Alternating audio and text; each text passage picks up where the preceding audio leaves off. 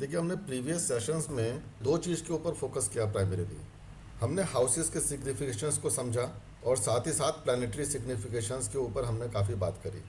आज राशियों के ऊपर बात करेंगे, और जब भी हम राशियों के ऊपर बात करेंगे तो सबसे ज़्यादा ज़रूरी हमारे लिए ये होता है ये जानना कि राशियों को किस तरह से डिवीज़न किया गया है। क्योंकि डिवीज़न जो है, अगर आपको समझ में आएगा राशियों का, तो उसके बेसिस पे आप बहुत सारी चीज़ें अपने आप ही कोरिलेट कर पाएंगे अपने प्रेडिक्शंस के अंदर। तो डिविजन्स को समझते हैं। जब हम डिविजन्स की बात करेंगे तो उनके सिग्निफिकेशंस ऑटोमेटिकली क्लियर होते चले जाएंगे आपको। तो सबसे पहले आपको ये समझना ज़रूरी है कि राशियों की हम जब बात कर रहे हैं कि ये ज़ोडिएक में एक इमेजिनरी बेल्ट है। और इमेजिनरी बेल्ट का मतलब ये हो गया कि अगर हम पूरे अपने ज़ोडिएक को एरीज से पाइसेस तक 12 इक्वल पार्ट्स में हमने डिवाइड किया है, जबकि एक्चुअलिटी और रियलिटी यह है कि हर राशि अलग अलग लेंथ की होती है। But for the ease of doing, astrology के अंदर सभी विद्वानों ने हमारे वैदिक शास्त्रों में क्या किया है कि उसको 30 डिग्री का इक्वल डिवीजन ले लिया है फॉर इजी अंडरस्टैंडिंग। जबकि जो केपी एस्ट्रोलॉजी है वो एग्जैक्ट लेंथ को लेके मेजर करती है, उसके ऊपर प्रिडिक्शंस करती है अपनी। लेकिन कोई बात नहीं, हमने अगर इक्वल डिवीजन भी किया है तो नवमांश कुंडली तक पहुंचते पहुंचते हमारी चीज़ें अपने आप ही क्लियर हो जाती हैं, यानी कि माइन्यूट लेवल पे भी आ जाती हैं। तो आप मान के चलिए कि 30 डिग्री की एक राशि है, तो 12 राशियां कितनी हो गई? 360 डिग्री। दैट मीन्स 360 डिग्री का ज़ोडिएक हम कवर कर गए। राशियों को अगर हम डिवाइड करें, कैटेगराइज करें based on their qualities, based on the various specific elements they are carrying, the nature of their signs. तो यानी कि राशियों का एक स्वभाव है, उसका एक स्वरूप है, कारकत्व है, जो हमारे जो 5 एलिमेंट्स हैं उनमें से कोई ना कोई एलिमेंट वो राशि कैरी करती है। तो उसी के बेसिस के ऊपर वो सिग्निफाई करती है कि वो क्या रिजल्ट देने में सक्षम है या नहीं। देखिए, सबसे पहले राशियों का हम गुण समझें। ये कैटेगराइजेशन हमको ये बताएगा कि कितने तरीके के हम सबसे पहले कैटेगराइजेशन कर सकते हैं, और हर कैटेगरी के अंदर किस तरीके के पर्सनैलिटी ट्रेट प्रत्येक राशि के हैं उसको समझते हैं। अगर मैं आपसे एक ब्रॉडली लेवल पे बताऊं तो 13 डिफरेंट तरीके से आप राशियों को कैटेगराइज कर सकते हैं। हो सकता है कि बहुत सारे रिसर्च स्कॉलर्स ने और अलग तरीके से भी कैटेगराइज किया हुआ हो, बट मेरे को प्रेडिक्शंस के लिए जो मैं यूज़ करता हूँ 13 ग्रुप्स आर इनफ। तो आप 13 ग्रुप्स की आज हम बात कर लेते हैं। तो सबसे पहले हम ये देखेंगे कि पॉजिटिव एंड नेगेटिव साइंस कौन से हैं। तो राशियां जो हैं अपना स्वभाव जब लेती हैं, दिखाती हैं, तो कुछ राशियां पॉजिटिव हैं, कुछ नेगेटिव हैं। तो उनके बारे में बात कर लेंगे कि कौन सी राशि पॉजिटिव है, कौन सी नेगेटिव है। दूसरी बात हम ये बात करेंगे कि हमारे इस सेलेशियल सिस्टम में कौन सी राशियां जो हैं नॉर्दर्न और साउदर्न साइंस हैं, कौन सी इक्विनॉक्टिकल साइंस है और कौन सी ट्रॉपिकल साइंस है। तो ये चारों साइंस के ऊपर आज हम बात करने वाले हैं। चारों तरीके की राशियों के ऊपर हम बात करेंगे। साथ ही हम बताएंगे कि कौन सी राशियां अग्नि तत्व से रिलेटेड हैं, कौन सी पृथ्वी तत्व से हैं, कौन सी वायु तत्व से हैं, कौन सी जल तत्व से संबंधित हैं। साथ ही हम ये बात करेंगे कि कौन सी राशियां मूवेबल हैं, कौन सी फिक्स्ड हैं, कौन से कॉमन साइंस हैं, यानी कि कॉमन राशियां कौन सी हैं। फिर हम बात करेंगे कि बहुत सारी राशियां जो हैं फ्रूटफुल हैं और कुछ बैरन है। बैरन का मतलब होता है कि जिसमें प्रोडक्टिविटी नहीं है, ज़ीरो प्रोडक्टिविटी है। तो ये जो फ्रूटफुल और बैरन साइंस हैं, ये आपके प्रोजनी के लिए हम लोग यूज़ करते हैं। प्रोजनी मतलब किसी इंसान की संतान उत्पत्ति हो सकती है, नहीं हो सकती है। अगर बैरन साइन आपके 5th हाउस से रिलेट कर रहा है तो बहुत संभावना है कि वो कोख जो है सूनी रह जाए, यानी कि वो संतान उत्पत्ति में सक्षम ना हो। तो साइन का बहुत बड़ा प्रभाव रहता है ये देखने के लिए कि राशियां जो हैं, यानी वो जमीन जो है वो कितनी उपजाऊ है। साथ ही साथ ये देखेंगे कि कौन से साइन म्यूटेड हैं। म्यूटेड का मतलब है कि शांत चुप हैं, बिल्कुल वो कुछ एक्शन नहीं करेंगे जब तक कि आप उनको एक्टिवेट नहीं करेंगे। बहुत सारे साइंस ऐसे हैं जो वॉयलेंट हैं, उनकी नेचर क्या है, वॉयलेंट है, एग्रेसिव है बहुत ज़्यादा, वो उनको भी समझेंगे। कुछ साइंस जो है ऐसे हैं जिनकी नेचर ह्यूमन नेचर है, और बहुत सारे साइंस, बहुत सारी राशियाँ आपकी आवाज़ को, यानी वाणी को, स्पीच को दिखाती है, उनके बारे में बात करेंगे। कुछ राशियां ऐसी हैं जो इनह्यूमन हैं। इनह्यूमन मैंने इसलिए वर्ड यूज़ किया है कि ये जानवर नहीं कह सकते आप इनको, ये दे आर नॉट एनिमल्स, लेकिन ह्यूमन भी नहीं है। ठीक है, जैसे कि सजिटेरियस साइन आपने देखा होगा कि ऊपर का जो हिस्सा है वो ह्यूमन का है और नीचे का हिस्सा जो है क्या है, 4 लेग्स है, यानी कि घोड़े का है। इन ह्यूमन साइंस कौन से हैं, उनकी क्या नेचर है, उसके ऊपर हम बात करेंगे। कुछ राशियां ऐसी हैं जिनका स्वभाव द्विस्वभाव है, यानी डुअल नेचर है। तो दो तरह की नेचर वो अपने साथ में लेके चलती हैं, और प्लैनेट कौन सी नेचर को ट्रिगर करेगा ये बाद में हम बात करेंगे, लेकिन नेचर समझिए पहले कि राशियों की डुअल साइंस की नेचर कौन सी है। कुछ राशियां जो हैं बाई कॉर्पल हैं, कुछ जो हैं डबल बॉडीड हैं, जिनकी दो बॉडीज हैं, जैसे मैंने भी सजिटेरियस साइन की आपको बताई थी, धनु राशि की। कुछ राशियां हैं जो इक्वेटर के ऊपर या जिस जगह पे व्यक्ति का जन्म हुआ है वहां पे सबसे पहले उनका एक्सेशन हो जाता है, यानी कि सबसे पहले उदय हो जाती है। और कुछ राशियां जो हैं उदय होने में बहुत लंबा समय लेती हैं, यानी राइजिंग का टाइम जो है उनका काफ़ी छोटा भी है, किसी का बड़ा है, लंबा है, तो उनको समझेंगे। तो ये 13 तरीके की 13 डिफरेंट टाइप की मैंने डिविजन्स करी हैं, और इन डिविजन्स को अगर हम समझेंगे तो बाकी राशियां सारी समझ में आ जाएंगी, सिग्निफिकेशंस हमको समझ में आने लग जाएगी। सबसे पहले बात करते हैं कि पॉजिटिव और नेगेटिव साइंस कौन से हैं। और सबसे पहले ज़रूरी है आपको ये जानना कि कौन सी राशियां मैस्कुलिन हैं और कौन सी फेमिनिन हैं। तो जितनी भी राशियां आपकी मर्दानिया राशियां कही गई हैं, यानी मैस्कुलिन नेचर की हैं, वो सारी राशियां हम बोलते हैं वो पॉजिटिव साइंस हैं। और जितनी भी राशियां फेमिनिन नेचर को लेके आई हैं, स्त्री नेचर को लेके आई हुई हैं, उनको हमारे यहाँ पे नेगेटिव बोला गया है।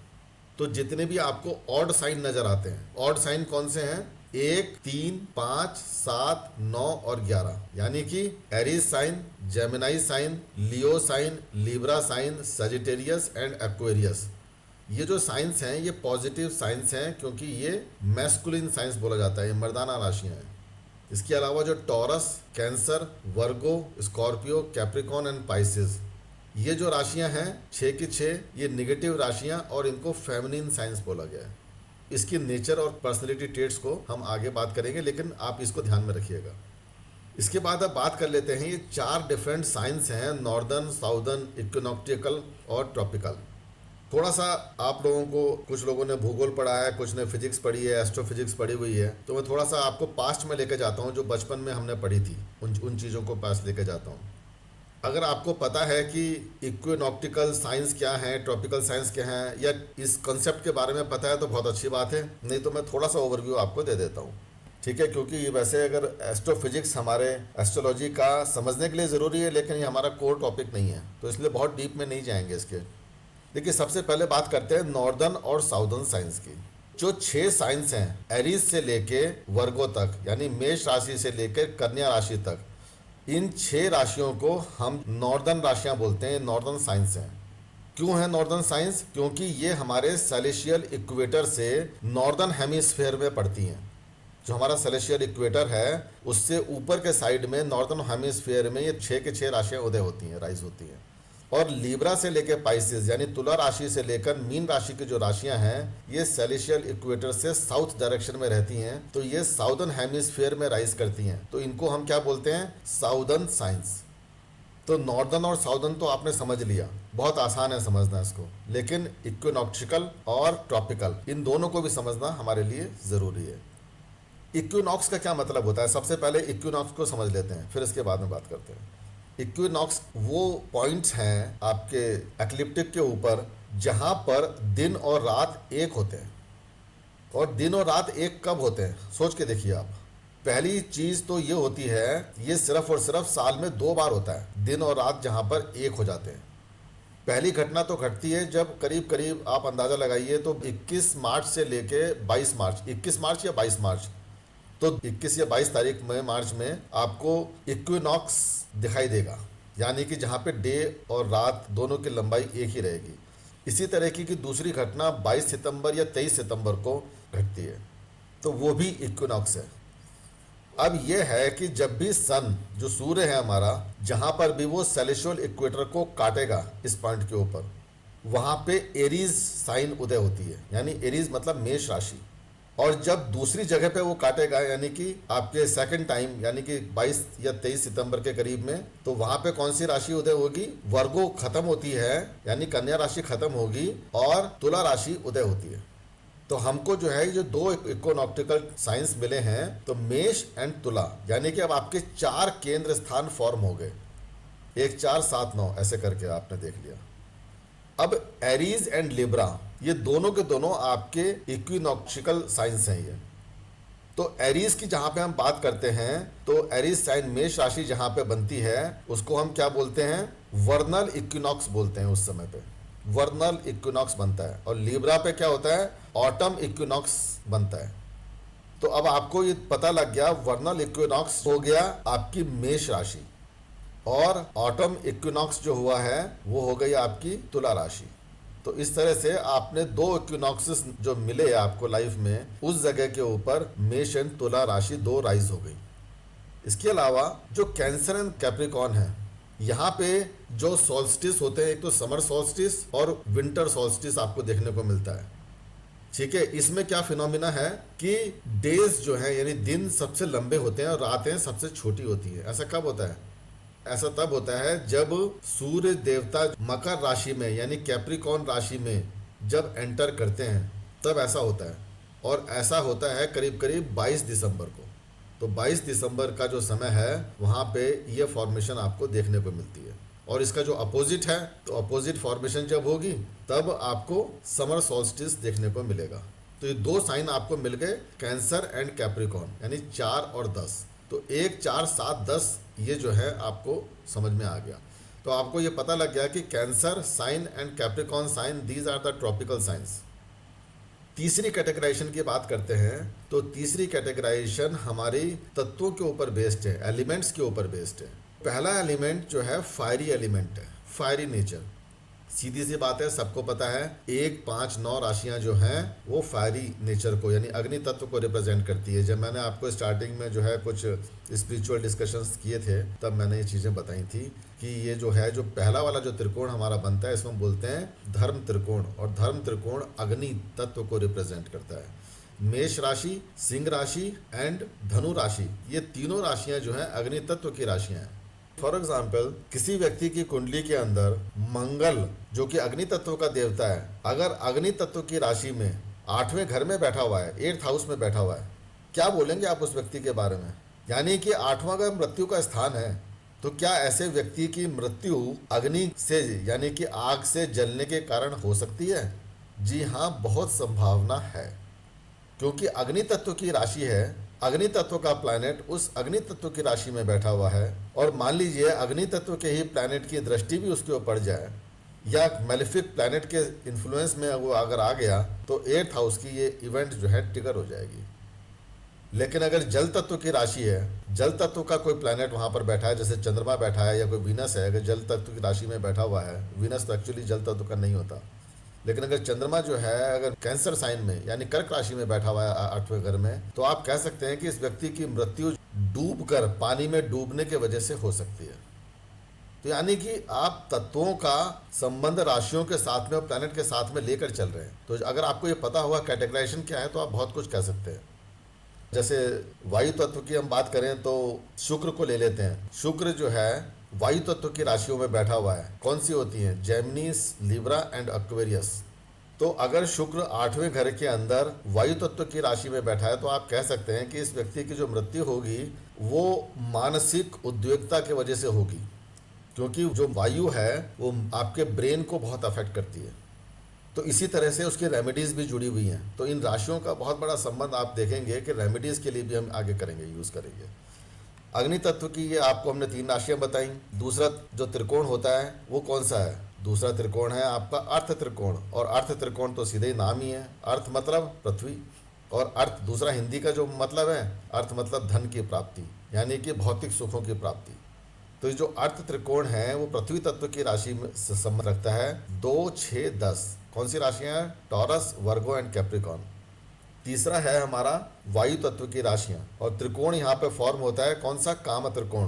तो काम त्रिकोण यानी कि कामना की जो उत्पत्ति है, यानी डिजायर की उत्पत्ति कहाँ है? क्या फिजिकली कोई नेचर है उसकी?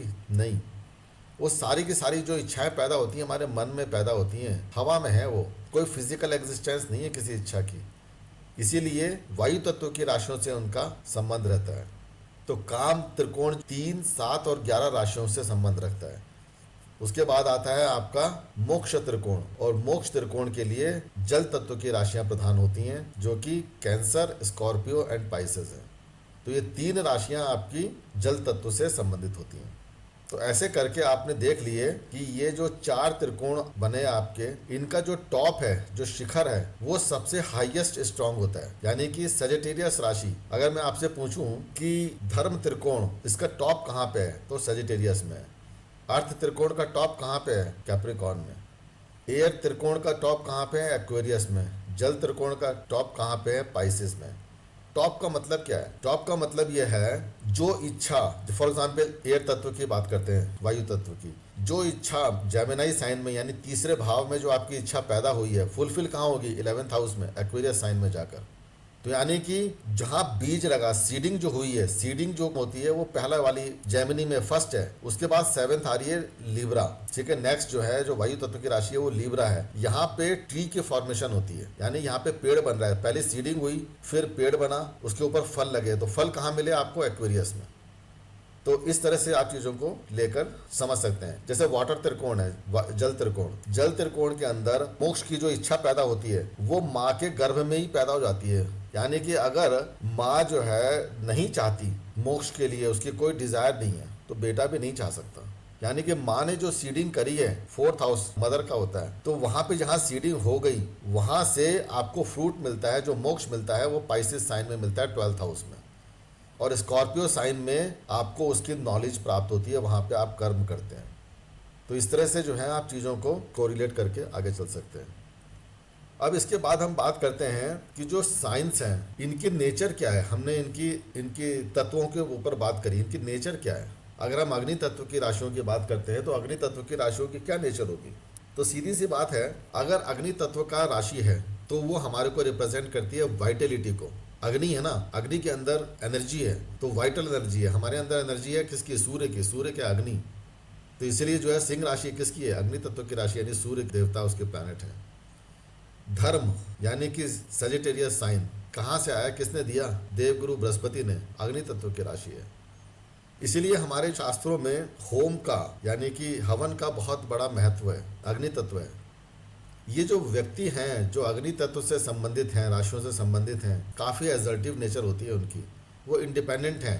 क्यों? क्योंकि मेष राशि, इसका जो सीडिंग है मेष राशि है, और मेष राशि क्या दिखाती है, हमारे काल पुरुष की कुंडली की पहली राशि है, इंडिपेंडेंस को दिखाती है, क्योंकि उससे पहले कोई था ही नहीं जिस पर डिपेंड हो सके कोई भी, मेष राशि। तो इसलिए मेष राशि जो है आपको, यानी फायरी साइंस, इंडिपेंडेंट नेचर को दिखाते हैं।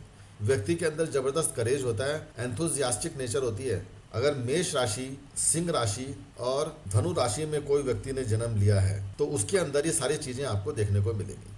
वो व्यक्ति खाली नहीं बैठ सकता, थोड़ी सी नेचर अलग अलग हो जाएगी। अगर मेष राशि जो है मंगल की है, फिजिकल नेचर को दिखाती है, तो ऐसा व्यक्ति क्या करेगा, वो दिन रात काम करेगा, मेहनत करता रहेगा, उसको मेहनत करना बहुत पसंद होगा, वो खाली नहीं बैठ सकेगा। और कुछ नहीं होगा तो दीवार के अंदर ही जो है कील ठोकने लग जाएगा। तो यानी कि कुछ भी काम करता ही रहेगा, उसको खाली नहीं बैठ सकता, उसको खाली बैठना उसके लिए बहुत प्रॉब्लम है। मेष राशि के व्यक्ति रिटायरमेंट के बाद में बड़ा लोनलीनेस फील करते हैं, उनको बड़ा डिप्रेशन होने लग जाता है, वो क्योंकि खाली नहीं रह सकते। अगर आप किसी एथलीट को, मेष राशि एथलीट्स को भी दिखाती है, अगर किसी एथलीट को बोलिए कि आप दौड़ना बंद कर दें या जिम जाना बंद कर दें, तो वो परेशान हो जाता है। तो ऐसे व्यक्तियों को क्या है, एंगेज रहना बहुत ज़रूरी होता है। फिजिकली फिट और फिजिकली एक्टिव रहना उनके लिए जीवन का एक बहुत बड़ा गोल बन जाता है। लेकिन बहुत सारे लोग जो कि मान लीजिए धनु राशि से संबंधित हैं, तो उनके अंदर भी करेज और एंथुजियाज्म देखने को मिलेगा, वो भी इंडिपेंडेंट है, वो भी काफ़ी एसर्टिव हैं। लेकिन यहाँ पे फिजिकल एक्टिविटी तो रहती है लेकिन कम रहती है, लेकिन मेंटल एक्टिविटी बहुत हाई रहती है। They are mentally very very high, very very aggressive mentally. यानी कि जितने भी माइंड से संबंधित कार्य हैं वो सारे के सारे आपको दिखेंगे सजिटेरियस वाले नेचर में। यानी कि वहां पे भी अग्नि है, लेकिन अब मानसिक रूप से अग्नि चल रही है। और दूसरी वाली जो मेष राशि है वहां पे फिजिकली एक्टिव है, मेंटली हो रहा है नहीं हो रहा कुछ मतलब नहीं है, लेकिन फिजिकली वो बहुत एक्टिव है। और बीच वाला जो साइन है वो बैलेंस्ड है काफ़ी हद तक। और बैलेंस जब होता है तो वो मदर नेचर के साथ में बैलेंस स्थापित करने की कोशिश करता है, यानी कि वो फिजिकल और मेंटल इन दोनों को बैलेंस करने की कोशिश करता है। तो जितने भी आपको सिंह राशि वाले, लियो साइन वाले लोग मिलेंगे, उनकी नेचर एग्रेसिव होती है, फायरी नेचर है, लेकिन उसको बैलेंस आउट करना जानते हैं, मेंटल स्किल्स को और फिजिकल स्किल्स को। अगर वो जिम जाएंगे तो आंख बंद करके पसीना बहाना नहीं शुरू कर देंगे, जबकि वो मेष राशि वाला व्यक्ति है अगर जिम जाना शुरू करेगा तो वो पता लगा 4 घंटे 6 घंटे एक्सरसाइज ही कर रहा है। अगर वहाँ पे धनु राशि वाला व्यक्ति अगर जिम में जाएगा तो वो क्या करेगा, वो उस सारे अपरेटस की पूरी गुणवत्ता को स्टडी करने लग जाएगा। वो देखने लग जाएगा कि इसके करने से क्या फल मिलेगा मुझे, यानी कि क्या मुझे बेनिफिट्स इससे मिलेंगे, इस एक्सरसाइज से मुझे क्या मिलेगा, कौन कौन से बॉडी ऑर्गन्स होंगे जहाँ पर ये इम्पैक्ट डालेगी। यानी कि वो मेंटल स्किल्स में लग गया वहाँ पे। और लियो साइन क्या कर रहा है, वो एक्शन में आएगा, वो देखेगा कि इससे ये फ़ायदा हो रहा है, चलो इसको यूज़ कर लेते हैं। तो वो बैलेंस आउट करके इस तरह से चलते हैं। तो इस तरह से आप साइंस को उनके तत्वों के हिसाब से समझिए और उसको मर्ज कीजिए और मिक्सअप कीजिए। जहाँ पे एम्बिशंस की बात होती है, जहाँ पे एक्टिविटी की बात हो रही है, जहाँ पे आपकी ज़िंदगी और वाइटलिटी की बात हो रही है, जीवन की बात हो रही है, एनर्जी की बात हो रही है, जीवन में कुछ पीछे से एक ऐसी एनर्जी जो आपको धक्का दे रही है, वो फायरी साइंस है। इसीलिए धनु राशि, ये मेंटल धक्का मिलता है आपके 10th हाउस में आपके काम को करने के लिए, कर्म को करने के लिए, यानी शनि के कर्म को करने के लिए जो धक्का है, जो पुश है, वो कौन देती है, धनु राशि देती है। सजिटेरियस साइन 9th हाउस, वो आपका भाग्य है और भाग्य आपको धक्का देता है आपको कर्म करने के लिए 10th हाउस के अंदर। तो भाग्यहीन व्यक्ति से कर्म नहीं होता, ध्यान रखिएगा। यानी कि जुपिटर का साथ नहीं है तो सैटर्न कुछ नहीं कर सकता। जो अग्नि तत्व की राशियां हैं, जब ये लग्न के अंदर आएंगी, असेंडेंट कस्प के ऊपर आती हैं, तो ऐसे व्यक्ति के अंदर प्राउड देखने को मिलेगा, एंटरप्राइजिंग स्किल्स उसके अंदर देखने को मिलती है, कमांडिंग नेचर आ जाती है उसके अंदर। They are the great leaders as well. ये चीज़ें आप हमेशा ध्यान रखिए। व्यक्ति के अंदर क्योंकि यहाँ पे अग्नि है, फायरी नेचर है, तो सेल्फ कॉन्फिडेंस तो आ ही गया उसके अंदर, सेल्फ एस्टीम भी आ गई, उस थोड़ी सी ईगो भी रहती है। और ईगो कहाँ पे रहेगी, मेष राशि में ईगो नहीं मिलेगी, आप सिंह राशि में थोड़ी सी बढ़ेगी। और सजिटेरियस राशि वाले लोगों के अंदर आपको क्या मिलेगा, अगर Sagittarius is rising in the ascendant, तो वो व्यक्ति आपको बहुत ज़्यादा ओवर कॉन्फिडेंट और अपने ईगोइस्टिक नेचर लेके आता है, वहाँ पे ईगो बहुत हो जाती है। और व्यक्ति जो है काफ़ी हद तक आर्गुमेंटेटिव होता है। लेकिन जुपिटर वाली जो राशि यानी सजिटेरियस राशि अगर होगी तो आर्गुमेंटेटिव ब्रेन से हो रहा है, ब्रेन से आर्गुमेंट हो रहा है, तो बहुत लॉजिकल आर्गुमेंट होगा। और मेष राशि में जो आर्गुमेंट होगा उसके पीछे बेस क्या है, मतलब नहीं है, फिजिकल एनर्जी है। मेष राशि वाला व्यक्ति अगर आर्गुमेंट के अंदर कहीं डाउन होता हुआ दिखेगा तो हाथ छोड़ देगा, फिजिकल अब्यूजिंग पे आ जाएगा। जबकि धनु राशि वाला व्यक्ति हाथ नहीं छोड़ेगा, मारपीट पे नहीं उतरेगा, एग्रेशन दिखाएगा, अपने वाणी के द्वारा दिखाएगा, अपनी स्पीच और अपनी कम्युनिकेशन अपने ब्रेन की स्किल्स के द्वारा दिखाएगा। तो इन चीज़ों को आप ऐसे समझ कर चलिए। देखिए, जब भी फायरी साइंस की हम बात कर रहे हैं, क्या होगा, सीधी सी बात है, शरीर के अंदर गर्मी बढ़ेगी। शरीर में गर्मी बढ़ेगी मतलब फीवर टाइप की जो है इन्फ्लेमेटरी डिसऑर्डर्स आपको देखने में मिलते हैं व्यक्ति में। अचानक से सडन इलनेस आ जाती है, वो काफ़ी तीव्र होगी, बहुत एक्यूट होगी, नेचर बहुत एक्यूट होगी, लेकिन होगी बहुत शॉर्ट ड्यूरेशन के लिए। आप अग्नि को देखिए, जब अग्नि बहुत तेज जल रही है तो बहुत तेज जलती हुई अग्नि अपना जो, क्योंकि अग्नि को क्या चाहिए, फ्यूल चाहिए, तो फ्यूल जब तक है तब तक अग्नि प्रचंड रूप धारण करी हुई है। लेकिन अगर फ्यूल खत्म हो गया तो अग्नि तुरंत ठंडी भी हो जाती है। तो यानी कि अगर फ्यूल करने वाली नेचर नहीं आ रही है इस फायरी साइन को, यानी फ्यूल करने वाला प्लैनेट कोई इसको नहीं सपोर्ट कर रहा है, तो ये जल्दी बुझ भी जाएगी। तो आप ये सब देख सकते हैं। अब जैसे मेष राशि वाला व्यक्ति है, मेष राशि वाले व्यक्ति के अंदर उसने हाथ वाथ छोड़े, कुछ अब्यूज़ किया, और उसके बाद जो है कुछ समय के बाद में उसका गुस्सा जो है ठंडा पड़ जाएगा और वो कहेगा सॉरी अबाउट इट, वो माफ़ी भी मांग लेगा। मेष राशि एक बच्चे के समान है, बहुत एक्शन है, बहुत अग्रेशन है उसके अंदर, लेकिन उसको प्यार से थोड़ा समझाओ, शांत होने का मौका दो, कुछ समय बाद शांत होकर माफ़ी भी मांग लेगा। बहुत एमिकेबल नेचर है, क्योंकि मेष राशि हमारे काल पुरुष की कुंडली की पहली राशि है। और काल पुरुष कौन, भगवान शिव का पहला अवतरण यहाँ पे, या भगवान विष्णु का पहला अवतरण धरती के ऊपर। तो यानी कि जब गॉड से, यानी कि हमारी जो है जो उच्चतम आत्मा है, हाईएस्ट सोल, तो वो हमेशा प्योरेस्ट फॉर्म में होगी। गंगा गोमुख से निकली प्योरेस्ट फॉर्म में है ना अपनी, तो इसलिए जब प्योरेस्ट फॉर्म के अंदर है तो अगर एग्रेशन भी होगा तो तभी भी जो है पॉजिटिविटी के लिए हुआ है, और वहाँ पे वो सही और गलत को समझना जानता है। तो व्यक्ति मेष राशि वाला क्या करेगा, सही और गलत को जब आप उसे समझाएंगे तो वो सॉरी बोलकर पीछे हट जाएगा, कहने लगे कि ओके गलती हो गई। तो इस चीज़ों को आप समझिए। जो धनु राशि वाला है वो भी सही और गलत को देखेगा, समझेगा, लेकिन अपना पॉइंट ऑफ व्यू मेंटली बहुत क्लियर कर देगा, और 99% ऑफ द केसेस में ये मेंटली जीत जाएंगे, क्योंकि ये जो पॉइंट्स रखेंगे, जो भी लॉजिक रखेंगे, वो लॉजिक बिल्कुल जस्टिफाइड होगा, बिकॉज ये देवगुरु बृहस्पति की मूल त्रिकोण राशि है। तो यहाँ पे गुरु का ज्ञान उनकी बहुत मदद करता है। और अगर उनको लगता है कि उनसे कोई गलती हुई 1% या 0.1% केसेस के अंदर अगर उनसे कोई गलती हुई तो वो माफ़ी मांगकर सॉरी बोलकर पीछे हट जाएंगे और दूसरे व्यक्ति की मदद ज़रूर करेंगे जिसके लिए उन्होंने कुछ नुकसान किया है। तो नेचर यानी फायरी साइन की नेचर के ऊपर ही आप बता रहे हो सारी चीज़ें। तो मैंने कहा है कि पहले आप लोगों को क्या सीखना चाहिए कि ब्लाइंड चार्ट एनालिसिस करिए, कोई प्लैनेट मत बिठाइए। देखिए जन्म कुंडली के अंदर नेटल चार्ट के अंदर राशियां कौन कौन सी पड़ी हुई हैं किन किन हाउसेज में, तो हाउसेज और राशियों को मर्ज करके देखिए, राशि के बेसिस के ऊपर इंडिपेंडेंट प्रेडिक्शन करिए। अगर पृथ्वी तत्व की राशियां हैं, अर्दी साइंस है, तो पृथ्वी क्या है? स्टेबिलिटी है। जमीन जो है अगर हमारे नीचे धरातल है यानी जमीन है तो हम स्टेबल है। तो जितने भी अर्दी साइंस हैं यानी 2, 6 और 10, Taurus sign, Virgo sign and Capricorn, ये तीनों साइन हमको क्या देते हैं? सॉलिडिटी और स्टेबिलिटी देते हैं व्यक्ति के अंदर। तो अगर ये साइन आपके असेंडेंट यानी लगन में अगर ये उदय हो रहे हैं तो व्यक्ति के नेचर आप बता देंगे कि आप भैया ये तो स्टडी बंदा है, स्टेबिलिटी है इसके पास में लाइफ में।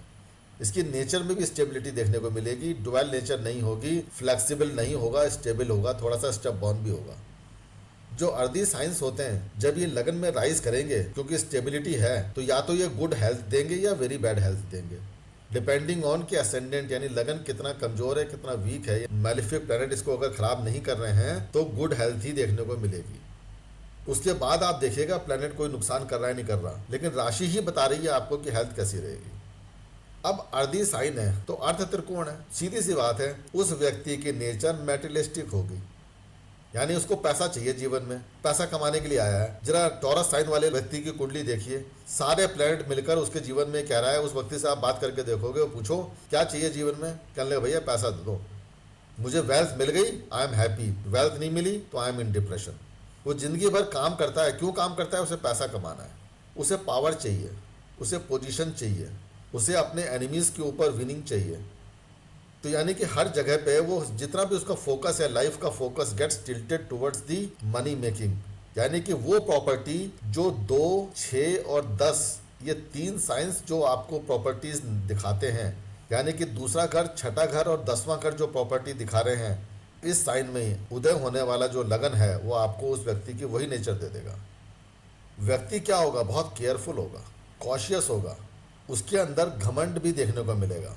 क्योंकि उसको घमंड किस बात का है? उसको घमंड इस बात का है कि या तो उसको अपना पावर का घमंड है, पावर कहाँ मिल रही है? 10th हाउस में, या फिर उसको अपने एक्शंस का उसका घमंड है, अपने जॉब का, नौकरी का घमंड है। छठा घर किसका है? नौकरी का है। या फिर उसको अपने पैसे का घमंड है, उसे अपनी फैमिली का घमंड है। कौन सा है ये? फैमिली, धन, अर्थ, धन, कुटुंब और वाणी, कौन सा घर होता है? दूसरा घर। तो इस ऐसे व्यक्तियों में अपने इन साइंस में देखोगे कि उसको अंदर जो जो प्राउड होता है वो 2, 6, 10 हाउसेस से जुड़ा हुआ मिलेगा। ये व्यक्ति जो है बहुत हद तक सीक्रेटिव भी है, छठा घर इन्वॉल्व हो रहा है यहाँ पे, तो सीक्रेटिव नेचर होती है, सस्पिशियस नेचर होती है। और क्योंकि जो स्टेप बॉर्ननेस है वो यहाँ पे जाती नहीं है, स्टेप बॉर्ननेस बढ़ती चली जाती है। तो यानी कि जो सीडिंग स्टेप बॉर्ननेस की टॉरस साइन में हुई वो कैप्रिकॉर्न में जाकर टॉप पे मिलती है। तो कैप्रिकॉर्न साइन अगर आपके लगन में उदय हो रहा है तो व्यक्ति बहुत मेहनती तो होता है, ठीक है, लेकिन स्टबॉर्न है उसकी नेचर। अब स्टबॉर्न है उसको बोलो कहने लगे काम मत कर यार, हमें ये कुछ और काम भी करना है, कहीं और चलना है, हमें घूमने जाना है, हमें कुछ करना है, वो नहीं करेगा, आपके नहीं सुनेगा। वो बोलेगा मुझे काम है तो करना है तो करना है, that's it. He doesn't listen to anybody. और ये राशियाँ जो है सेल्फ प्रोटेक्टिव है। अब सेल्फ प्रोटेक्टिव राशियाँ हैं तो भैया ये भी इंडिपेंडेंट ही होंगी। सेल्फ प्रोटेक्टिव नेचर, अब हो सकता है कि डिपेंडेंट हो उस व्यक्ति के नेचर। प्लैनेट्स जो हैं जैसे मेष राशि, सिंह राशि और धनु राशि में बताते हैं ये कंप्लीटली इंडिपेंडेंट है, लेकिन ये जो अर्दी साइंस हैं ये कंप्लीटली इंडिपेंडेंट नहीं है, लेकिन इनकी सेल्फ प्रोटेक्टिव नेचर है।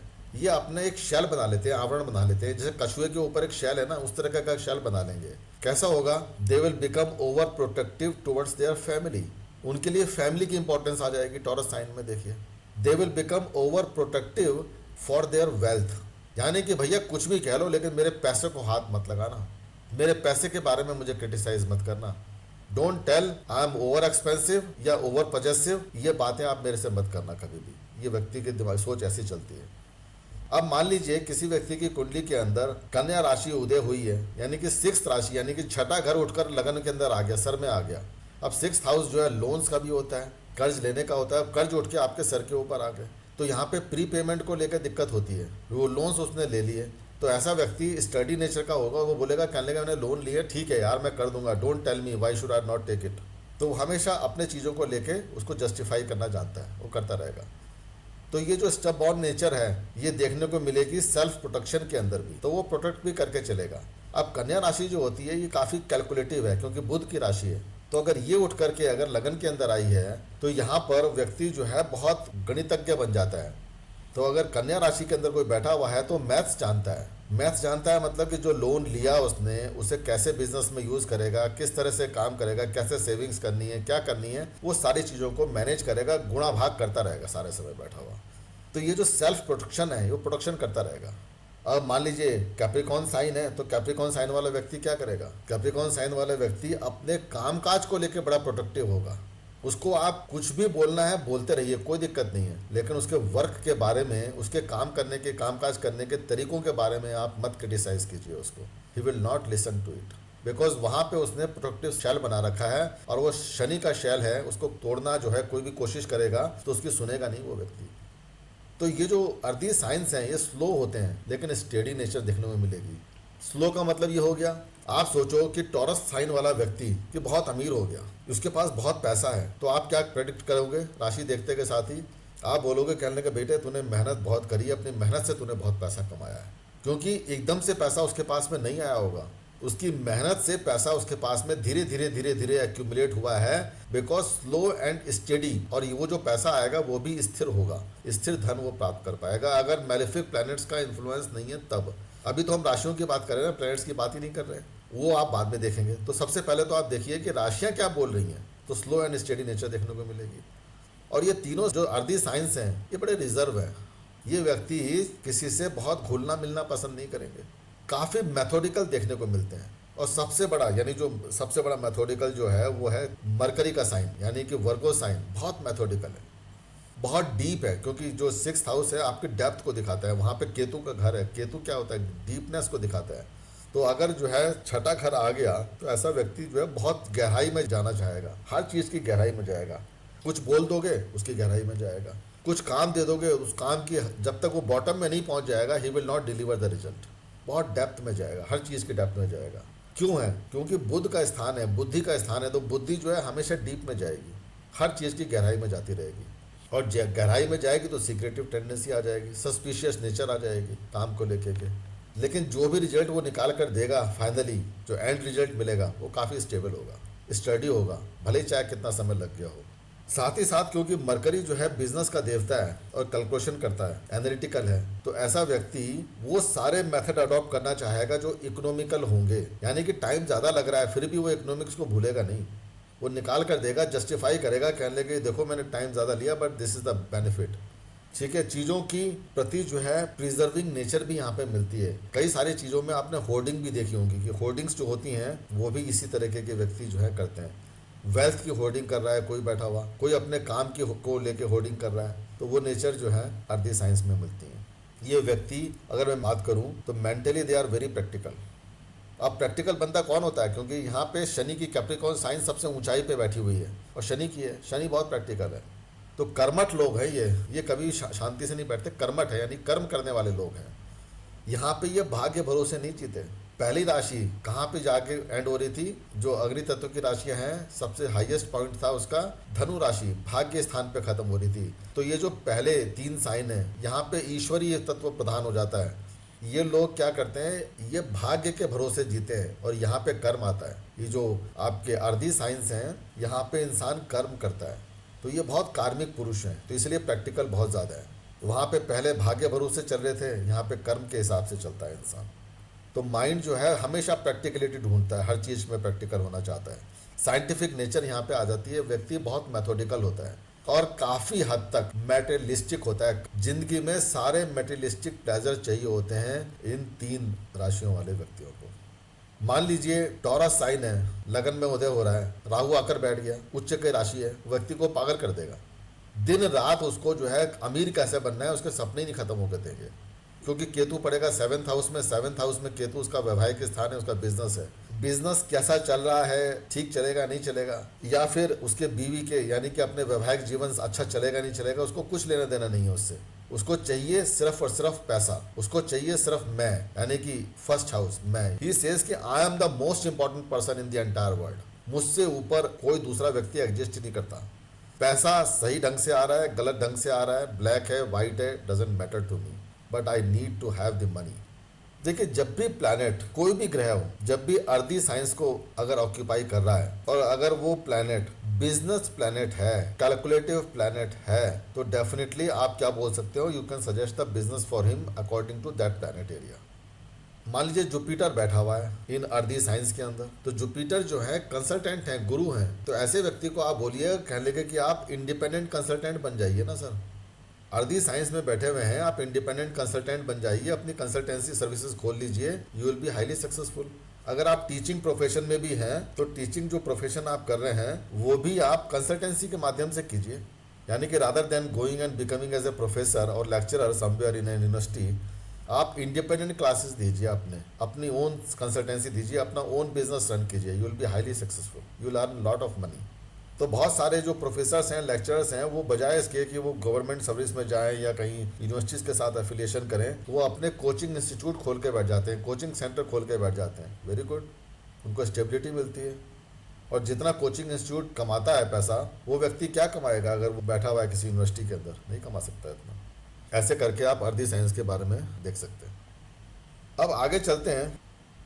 एरी साइंस जो है, जो वायु तत्व की जितनी भी राशियां आपको देखने को मिलती है, कौन सी राशियां वायु तत्व की? 3, 7 और 11, ये तीनों राशियां जो हैं वायु तत्व की राशियां हैं। अब वायु तत्व कहाँ से कनेक्ट होता है? आपके डायरेक्टली ब्रेन से कनेक्टेड है, आपके मेंटल एक्सपीरियंसेस को शो करता है। जितने भी कार्य आप अपने ब्रेन से और अपने माइंड से करते हैं और वहाँ से कनेक्टेड होते हैं, वो सारे वायु तत्व की राशियाँ कवर करती हैं। और वायु तत्व की राशियां क्योंकि ब्रेन से संचालित हो रही है, ना कि फिजिकल बॉडी से संचालित हो रही हैं, तो यहाँ पे वाइटलिटी की कमी होती है, यहाँ पे एनर्जी की कमी होती है। ये सारा काम यहाँ पे ब्रेन में चल रहा है। मानसिक सुख चाहिए। अब सिंपल सी बात है, किसी व्यक्ति की कोई डिजायर जो उसके ब्रेन में पैदा हुई है 3rd हाउस के अंदर, वो जाकर फुलफिल कहाँ पे हो रही है? 11th हाउस में। अब मान लीजिए उसको वैवाहिक सुख चाहिए, कहाँ पे मिल रहा है? 7th हाउस में मिल रहा है। उसको बिजनेस का सुख चाहिए, कहाँ मिल रहा है? 7th हाउस में मिल रहा है। तो यानी कि जितना भी ये प्लेजर हो रहा है, ये जो सुख है, ये मेंटल है।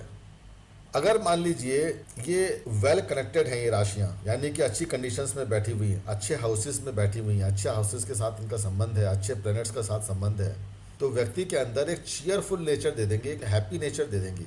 व्यक्ति काफ़ी एमिएबल होगा, जेंटल नेचर होगी उसकी, कर्टसी को मानने वाला होगा, काफ़ी सिंपैथेटिक नेचर मिलेगी उसकी, क्योंकि कम्युनिकेशन को दिखाता है 3rd हाउस जो है, तो कम्युनिकेशन भी उसकी अच्छी होगी, नेटवर्किंग स्किल्स अच्छी होंगी। 11th हाउस यार दोस्तों को दिखाता है, यार दोस्त भी बहुत होंगे। जितने भी यार दोस्त होते हैं सारे के सारे एरी साइंस वाले लोगों के मिलेंगे। काफ़ी ह्यूमन नेचर मिलेगी, यानी कि जंगली जानवर जैसा कोई हिसाब किताब नहीं, ह्यूमन नेचर है। अभी बताऊंगा ह्यूमन नेचर के बारे में आगे। तो ह्यूमन नेचर देखने को मिलेगी। और क्योंकि बीच में जो है आती है तुला राशि, जो मिडिल पॉइंट, मिडिल साइन है। तुला क्या बोलते हैं? बैलेंस को बोलते हैं। तो ये जो राशियाँ हैं, ये चीज़ों को दिखाती हैं कि इनकी नेचर ही बहुत बैलेंस्ड है। और ह्यूमन नेचर जो कि काफ़ी बैलेंस स्टेट में है, वो नेचर ऐसे व्यक्तियों में देखने को मिलती है। अगर दोस्त भी हैं इनके, तो सारे दोस्त जो हैं बहुत अच्छी नेचर वाले व्यक्ति मिलेंगे इनके साथ में कनेक्टेड, क्योंकि इनको पता है कि कौन से दोस्त बनाने हैं, कैसे उनको बैलेंस करना है। किसी मीटिंग में किसी में बैठे होंगे तो ये लोग कभी अब्यूजिव लैंग्वेज यूज़ नहीं करेंगे, बहुत एग्रेशन नहीं दिखाएंगे। जैसे कि आपको मेष राशियों में और अग्नि तत्व की राशियां थी या पृथ्वी तत्व की राशियां थी, जो अग्रेशन वहाँ पे देखते हैं, वो यहाँ पे आके वो ठंडा हो जाता है, यहाँ पे नहीं होता है इतना। इनका माइंड बहुत कल्चर्ड है। ऐसे लोगों को म्यूजिकल इंस्ट्रूमेंट्स बहुत पसंद हैं। जितने भी गायक आपको मिलते हैं, जितने म्यूजिकल इंस्ट्रूमेंट्स को बजाने वाले लोग आपको दिखाई देंगे, जितने फोटोग्राफी करने वाले लोग होते हैं, जो अपने नेचर के साथ अपने को कनेक्ट करके रखते हैं, वो सारे लोग इन एरी साइंस में वायु तत्व की राशियों से प्रधान रूप से प्रभावित होते हैं। इनको कोई भी बात रीजनिंग से समझाई जाए, लॉजिक के साथ समझाई दिया, रीजन दिया जाए हर चीज़ के पीछे, तो इनको समझ में आती है। तो इनको जो है बहुत रीजनिंग पसंद है।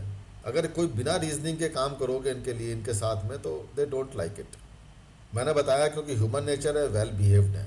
अब वेल बिहेव्ड का मतलब है कि ऐसे व्यक्ति का जो पहनावा आपको देखने को मिलेगा, वो पहनावा बहुत सुंदर होगा, शालीनता दिखेगी, क्योंकि बीच में जो राशि आ रही है वो शुक्र की आ रही है और शनि की कुंभ राशि आ रही है। 11वां घर है, 11वें घर में कोई भी ग्रह नीच का नहीं होता, यानी कि every planet has got a beneficial property in the 11th house. तो जब कोई निगेटिव देने वाला ही नहीं है तो ऐसे व्यक्ति जो है जो भी पहनते हैं उन पे सजता है, फबता है। कहते हैं ना, कोई व्यक्ति कहने लगे भाई साहब तुम कुछ भी पहन लो, तुम तो अच्छे ही दिखते हो, सुंदर ही दिखते हो। एरी साइन। तो वो बहुत सुंदरता और सलीके वाले कपड़े वस्त्र पहनना पसंद करते हैं। वेल बिहेव्ड नेचर उनकी मिलेगी।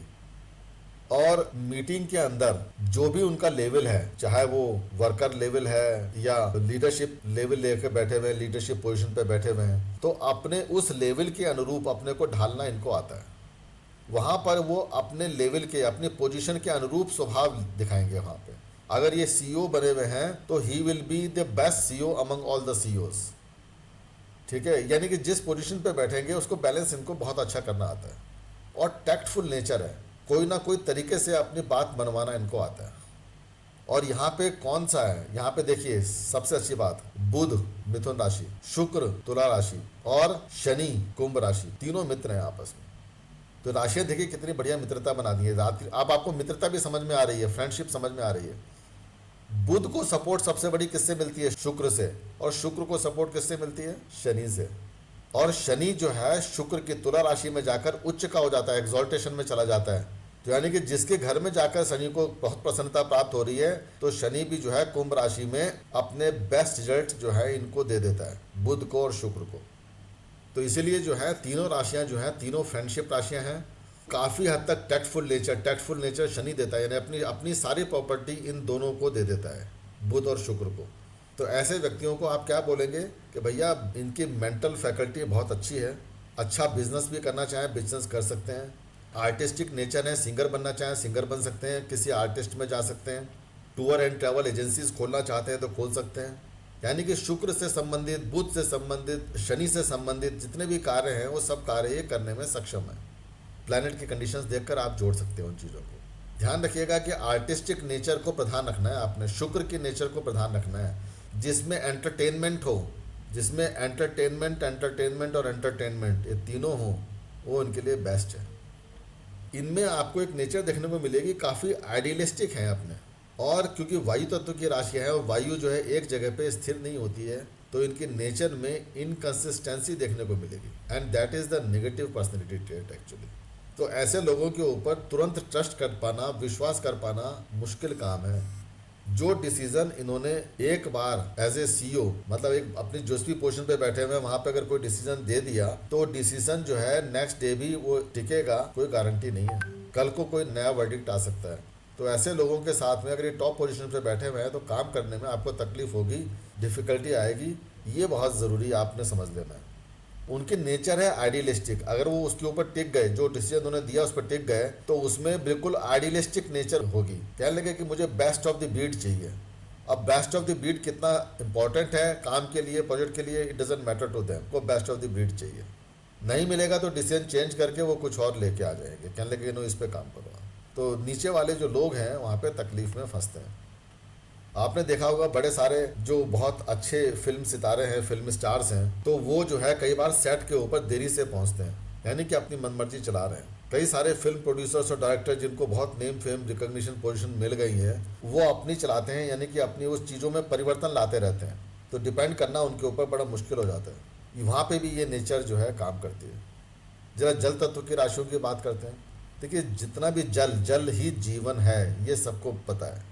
तो यानी कि जितनी भी हम फ्रूटफुल नेचर बोलते हैं वो जल तत्व की राशियों से आती है। जल तत्व की राशियां जहां पर भी संबंधित होंगी वहां पे फर्टिलिटी अपने आप आ जाएगी, आपकी इमेजिनेशन अपने आप ऑटोमेटिकली वहां पे फर्टाइल हो जाएगी। और जिस हाउस में ये राशियां पड़ी हुई हैं उस हाउस को इरिगेट कर देंगी, यानी वहां पे पानी लग गया तो फसल पैदा हो जाएगी। अब वहां पे यानी कि उसको वो अपनी एनर्जी, वाटरी एनर्जी, उसको लाइफ दे जाता है। वो जिस हाउस में भी राशियां पड़ेंगी, इनका जो कॉन्स्टिट्यूशन है, अब पानी पे आपको खड़ा करने का, आपको मैं बोलूं कि आप पानी पे खड़े हो जाइए तो खड़े हो जाएंगे आप? नहीं हो सकते। तो जहां पर भी ये जिस जगह पे रहेंगी वहां पे कॉन्स्टिट्यूशन को वीक कर देंगे, यानी आपकी फिजिकल बिल्ड है उसको वीक कर देती है। जैसे मैंने आपको बताया था कि 9th हाउस क्या है, 9th हाउस जो है आपके थाई एरिया है, और वहां पे अगर जल तत्व की राशियां आ गई 4, 8, 12, यानी कि कर्क राशि, स्कॉर्पियो राशि और पाइसेस साइन जो है आपके 9th हाउस में आ रहा है, तो आपके थाई एरिया में वीकनेस आ जाएगी। या तो थाई की हड्डी टूट जाए, या थाई में आपके इतना दम ही ना हो कि आप पेल्विक गर्डल जो है उसमें दम नहीं हो कि आप बहुत भारी वजन उठा सकें। कमर के अंदर आपको बैकबोन की प्रॉब्लम होनी शुरू हो सकती है, बैकएक शुरू हो जाएगा। तो यानी कि वो जो कॉन्स्टिट्यूशन है थाई एरिया पे जो हमारा का सारा लोड लेके चलती है हमारे पूरे बॉडी का, वो कॉन्स्टिट्यूशन वीक कर जाता है ये साइन। तो इसी तरह से जहां पर भी ये पड़ेगा वहां पे बॉडी का वो कॉन्स्टिट्यूशन वीक कर देगा। और वाटरी साइन है तो यहाँ पे डर रहता है। डर किस चीज़ का? डूबने का ना। तो यहाँ पे ऐसे व्यक्ति की जो डिस्पोजिशन है वो काफ़ी टिमिड होती है और यहाँ पे काम नहीं होता, क्योंकि यहाँ पे इंसान जीवन तो मिल रहा है ठीक है, लेकिन हमारे जैसे ह्यूमन के लिए दिक्कत है यहाँ पे वाटरी साइन के अंदर। यहाँ पे इमेजिनेशन करना है तो बहुत अच्छा है। पाइसेस साइन हाईएस्ट साइन है ना, मोक्ष के बारे में बात करनी है, बड़ी अच्छी बात है। हैरी पॉटर बनना है, यानी कि अगर आपको जेके रॉलिंग बनना है, हैरी पॉटर लिखनी है तो बहुत अच्छी बात है। अगर आपको जीवन में हैप्पीनेस चाहिए, सिर्फ खुशी चाहिए, मदरली नेचर आपको रखनी है, तो कर्क राशि यानी बड़ी अच्छी बात है वहाँ पे। तो यानी कि जब काम करने की बात करते हैं तो यहाँ पे काम नहीं होता, इमेजिनेशन चलती है। यानी कि माइंड तो एक्टिव है, फिजिकल बॉडी एक्टिव नहीं होती है उतनी। और फिजिकल बॉडी कहाँ पे एक्टिव होंगी?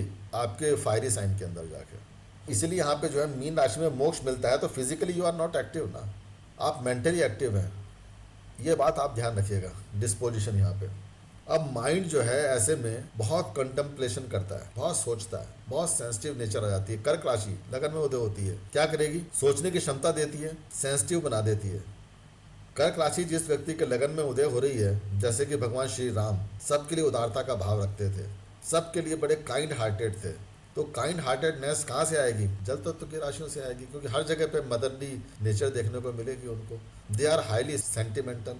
पाइसेस साइन अगर जो है लगन में उदय हो रहा है और मान लीजिए राहु के साथ में अफ्लिक्शन में आ रहा है, पाइसेस साइन के अंदर राहु अगर बैठ गया तो साइकिक एबिलिटी बना देगा। और पाइसेस साइन के अंदर राहु के साथ में अगर चंद्रमा भी बैठ गया तो चंद्रमा जो है वाटरी साइन का प्लैनेट, यानी वाटर का प्लैनेट, अब वाटरी साइन में चला गया तो डीप इमेजिनेशन में चला जाएगा। ऐसे व्यक्ति को डर लगने लग जाएगा चीज़ों से, अपने ही चीज़ों से डर लगने लग जाएगा, अपनी सोच से ही डरेगा व्यक्ति। अगर उसके दिमाग में कोई बात आ गई कि ये चीज़ तो नेगेटिव है, तो वो इतनी सुपर नेगेटिव हो जाएगी उसके लिए कि उसको फोबिया बन जाएगा। वो उस फोबिया से बाहर ही नहीं आ पाता, वो डरने लग जाएगा। अगर उसको पता लग गया कि स्विमिंग पूल 8 फीट का होता है और 8 फीट में तू डूब सकता है, ये किसी ने बता दिया, डूब सकता है, इतनी बात हुई, बी केयरफुल। वो व्यक्ति 8 फुट को 80 फुट का बना देगा, कहने लगे कि इसमें तो मैं डूबना ही है, मुझे तो इसमें तो बच नहीं सकता, मैं डूब ही जाऊंगा। और वो वास्तव में डूब जाता है उसके अंदर। तो इतनी गहराई इस वाटरी साइन में होती है। लेकिन ये जो साइन है, तीनों साइन, यहाँ पे ओकल्ट टेंडेंसी बनती है। एस्ट्रोलॉजर बनना है, बहुत अच्छा है ये साइन। तीनों साइन जो है आपको एस्ट्रोलॉजर बना देंगे। आपको तांत्रिक बनना है, यांत्रिक बनना है, मांत्रिक बनना है, आपको वेदों का ज्ञान चाहिए, आपको आध्यात्मिक ज्ञान चाहिए, स्पिरिचुअल नॉलेज चाहिए, सारे ये वाटरी साइन ही देंगे आपको। कौन देगा? क्योंकि सब ब्रेन की एक्टिविटीज़ हैं। आपको बहुत बड़ा कंसल्टेंट बनना है, ये वाटरी साइन देंगे आपको। आपको पता है कि मेडिकल प्रोफेशन में लाने वाला प्लैनेट कौन सा है? जितने भी डॉक्टर्स बनते हैं, जो मेडिसिन है, ये है प्लैनेट चंद्रमा। किसका लॉर्ड है? कर्क राशि का, वाटरी साइन का। तो यानी कि बिना चंद्रमा के मेडिसिन नहीं होती है, डॉक्टरी नहीं बन सकती। तो बिना मंगल के सर्जन नहीं बन सकता, क्योंकि 8th हाउस। तो इसलिए यानी साइन जो है बहुत कुछ बोल रहे हैं। जितने भी प्लैनेट हैं, कोई भी प्लैनेट हो, जब भी वो वाटरी साइन में जाएंगे तो इमोशनल नेचर अपने स्वभाव के अनुरूप उस व्यक्ति के अंदर इमोशनल नेचर को डालने की कोशिश करेंगे, साइकिक एबिलिटीज को इंक्रीज करने की कोशिश करेंगे। राहु जो है बहुत साइकिक प्लैनेट है, पजेसिव है, तो इमोशनल नेचर अगर है तो उसको इतना बढ़ा देगा, क्योंकि ग्रोथ प्लैनेट है जुपिटर की तरह से, तो फोबिया में कन्वर्ट कर देता है। व्यक्ति बहुत सारा सेंसिटिव तो है ही है, बहुत रिसेप्टिव हो जाता है। तो ऐसे व्यक्ति जो हैं, they are the great listeners. किसी भी चीज़ को करने के लिए जो पैशन चाहिए, पैशन भी यहाँ पे बहुत देखने को मिलता है। तो आइडियलिस्टिक स्टूडेंट्स बन सकते हैं, आइडियलिस्टिक कंसल्टेंट भी बन सकते हैं। तो दोनों ही चीज़ें इनमें ज़्यादातर देखने को मिलती हैं और इंसान जो है अपना अच्छा कार्य कर सकता है। आगे चलते हैं। 4th कैटेगरी जो है, अब 4th हमने डाली है category based on the movable, fixed and common science के बेसिस के ऊपर। अगर साइन मूवेबल है, कौन से साइन मूवेबल हैं? मेष राशि, कर्क राशि, तुला राशि और मकर राशि। सीधी सी बात है, 1, 4, 7 और 10 यानी 4 केंद्र स्थान, ये जो चारों हैं, they are the movable signs. हमेशा चेंजेबल नेचर आपको देखने को मिलती है। क्या प्रेडिक्शन करेंगे आप बताइए? सीधी सी बात है कि मेष राशि कुंडली का पहला घर है। आपकी क्या दिखाता है? फिजिकल बॉडी को दिखाता है। You can build your physical body at any age, at any point of time in the life. आप 10 साल में भी अगर जिम जाना शुरू कर दें, अपनी बॉडी बिल्ड करना शुरू कर दें, कर सकते हैं। और अगर आप 60 साल की एज में अगर आप जिम जाना शुरू करते हैं, अपने बॉडी को ऊपर फोकस करते हैं, बनाना चाहते हैं, तो बना सकते हैं। First house is your image in the society. You can build your image any point of time in the society. चौथा घर है आपका मानसिक सुखों का, आपके घर का, आपकी गाड़ी का। अगर आपकी जेब में पैसा है तो किसने मना किया है आपको गाड़ी लेने से? You can buy the vehicle today, you can buy the vehicle tomorrow, day after और any point of time in the life, as long as you have the money. आपको हाउस प्रॉपर्टी खरीदनी है, घर बनाना है, you can start building the house any point of time. Seventh house is the house of your marriage. Marriage क्या है? Marriage का कोई टाइम नहीं है। मैरिज का टाइम हमारी सोसाइटी ने डिसाइड किया है कि ठीक है भैया 25 साल से 30 साल के बीच में शादी कर लेना चाहिए, that is the ideal age. ये सोसाइटी ने बताई है हमारे को। लेकिन आपने देखा होगा पहले तो 5 साल में भी शादी हो जाती थी, 10 साल में भी शादी होती थी, 15 साल में भी होती थी, और कई कई लोग तो हैं कि 80 साल में भी शादी करते हैं। तो यानी विवाह का भी कोई समय नहीं है। अब काम करने का 10वां यानी कि कैप्रिकॉर्न साइन। अगर आपको नौकरी करनी है तो किसी भी एज में आप नौकरी स्टार्ट कर सकते हो करना, कौन मना करता है आपको, as long as you are physically fit and mentally fit. 80 साल का व्यक्ति भी अगर कुछ काम करना चाहे तो काम कर सकता है। तो यानी कि ये जो साइंस जो है ये मूवेबल नेचर रखते हैं। यहाँ पे समय की सीमा में इनको बांध के रखा नहीं जा सकता। इनके पास में नेचर मूवेबल होती है, और ये जो साइंस है ये आपको आपके एक्शन के अनुरूप सारे रिजल्ट्स देने में सक्षम होते हैं। तो आप ऐसे सोच सकते हैं। अभी जो मूवमेंट है एक जगह से दूसरी जगह जाने के लिए भी आप सोच सकते हैं। देखिए एरीज साइन क्या थी? अग्नि तत्व की राशि है। तो अग्नि तत्व की राशि अगर पृथ्वी तत्व में मूव करना है हमको, तो वहां तक इसकी मूवमेंट आपको दिखाई देगी। जैसे कि गंगा जो है गोमुख से निकली, आपने नोट किया, लेकिन क्या गंगा जो है वापस गोमुख में जा रही है क्या? नहीं, वापस नहीं जा रही है। गंगा गोमुख से निकलती है, गंगा सागर में जाकर अल्टीमेटली सागर यानी समुद्र में जाकर मर्ज हो रही है। तो ये जो मर्जिंग है और ओरिजिन है ये अलग अलग है, और इसके बीच में जो आप देख रहे हैं दैट इज कम्प्लीटली मूवमेंट। और जहाँ पर मूवमेंट होता है वहाँ पे चीज़ों में प्रोग्रेस नज़र आती है आपको, और एंथुजियाज्म देखने को मिलेगा। और एंथुजियाज्म के साथ में आपकी एम्बिशंस क्योंकि धीरे धीरे फुलफिल होती हैं यहाँ पे, तो एम्बिशंस जो हैं यहाँ पे बढ़ती हैं, ग्रोथ होती है। यहाँ पे फोर्सफुलनेस देखने को मिलेगी, जैसे जैसे आप आगे बढ़ेंगे फोर्सफुल नेचर बढ़ती चली जाती है। यहाँ पे एक्शन देखने को मिलता है, जहाँ पे आप किसी भी काम को करने के लिए आतुर होते हैं, अपने प्लान को एग्जीक्यूट करते हैं। तो ये मूवेबल साइंस की प्रॉपर्टी है। ऐसे व्यक्ति को हमेशा चेंज पसंद होता है, एक जगह से स्थिर होकर वो काम नहीं कर सकता। मेष राशि ब्रेन को दिखाती है, हमारे हेड को दिखाती है। तो व्यक्ति अगर मेष राशि में जन्म लेके आया हुआ है तो उसका ब्रेन बहुत हाईली एक्टिव होगा, और वो इतना उसको बेचैन करके रखेगा कि वो एक जगह पे टिक नहीं सकता। मान लीजिए कि मेष लगन की व्यक्ति की कुंडली के अंदर राहु अगर 4th हाउस में बैठा हुआ है, तो 4th हाउस मदर को दिखाता है, और ख़ास तौर पे फैमिली को भी रिप्रेजेंट करता है। तो व्यक्ति को पजेसिव बना देगा अपने फैमिली को लेकर और अपनी मदर को लेकर। तो वो क्या करेगा कि हमेशा जो है बेस्ट ऑफ द ब्रीड उसको चाहिए। मदर से एक्सपेक्टेशंस बढ़ा देगा, अपने घर से एक्सपेक्टेशन बढ़ा देगा, उनके लिए पजेसिव नेचर लेकर आ जाएगा, और एम्बिशंस बढ़ती चली जाएंगी। उसको लाइफ में प्रॉब्लम क्या आती है? बिकॉज ये राशियाँ क्या रिप्रेजेंट करती हैं? ये चेंजेस को रिप्रेजेंट करती हैं। तो जब कर्क राशि यानी मेष लगन का व्यक्ति है, कर्क राशि 4th हाउस में पड़ रही है, वहां पे राहु बैठा है, तो राहु जो है कैंसर यानी जल तत्व की राशि में जब गया तो मूवमेंट है वहां पे, तो राहु को मूवमेंट पसंद है, तो राहु जो है बार बार चेंजेस लेके आएगा उसके अंदर। यानी कि व्यक्ति क्या करेगा? बार बार घर बदलता रहेगा, घर चेंज करेगा, बार बार गाड़ियां चेंज करता रहेगा। मदर के साथ में उसके जो विचार हैं उनमें बदलाव आता रहेगा। कभी माँ बहुत अच्छी है, कभी उसके साथ झगड़ा करेगा, कभी कुछ करेगा, क्यों? राहु शांति से नहीं बैठने देगा ना, वो करता रहेगा। तो ये जो व्यक्ति के अंदर जो नेचर आई है, चेंजेस और रिफॉर्म्स चाहिए उसमें। घर के अंदर भी हर बार बदलाव चाहता है, एक जैसा व्यवहार नहीं करेगा वो। घर में बदलाव मिलना चाहिए, तब उसको शांति मिलती है। और शांति मिलेगी क्या? कभी नहीं मिलेगी, क्योंकि राहु बैठा है वहां पे। लेकिन अगर चंद्रमा बैठा हुआ है, वीनस बैठा है, शुक्र अगर मेष लगन के व्यक्ति में 4th हाउस में बैठा हुआ है, बहुत अच्छा उसको हैप्पीनेस देगा, खुशी देगा। लेकिन ऐसी खुशी जो निरंतर बढ़ती जा रही है, यानी कि पहले छोटी खुशी थी, उसके बाद और बड़ी हो गई, फिर और बड़ी हो गई, और खुशियां मिलती जा रही है, हैप्पीनेस मिलती जा रही है। बहुत अच्छी पोजीशन है।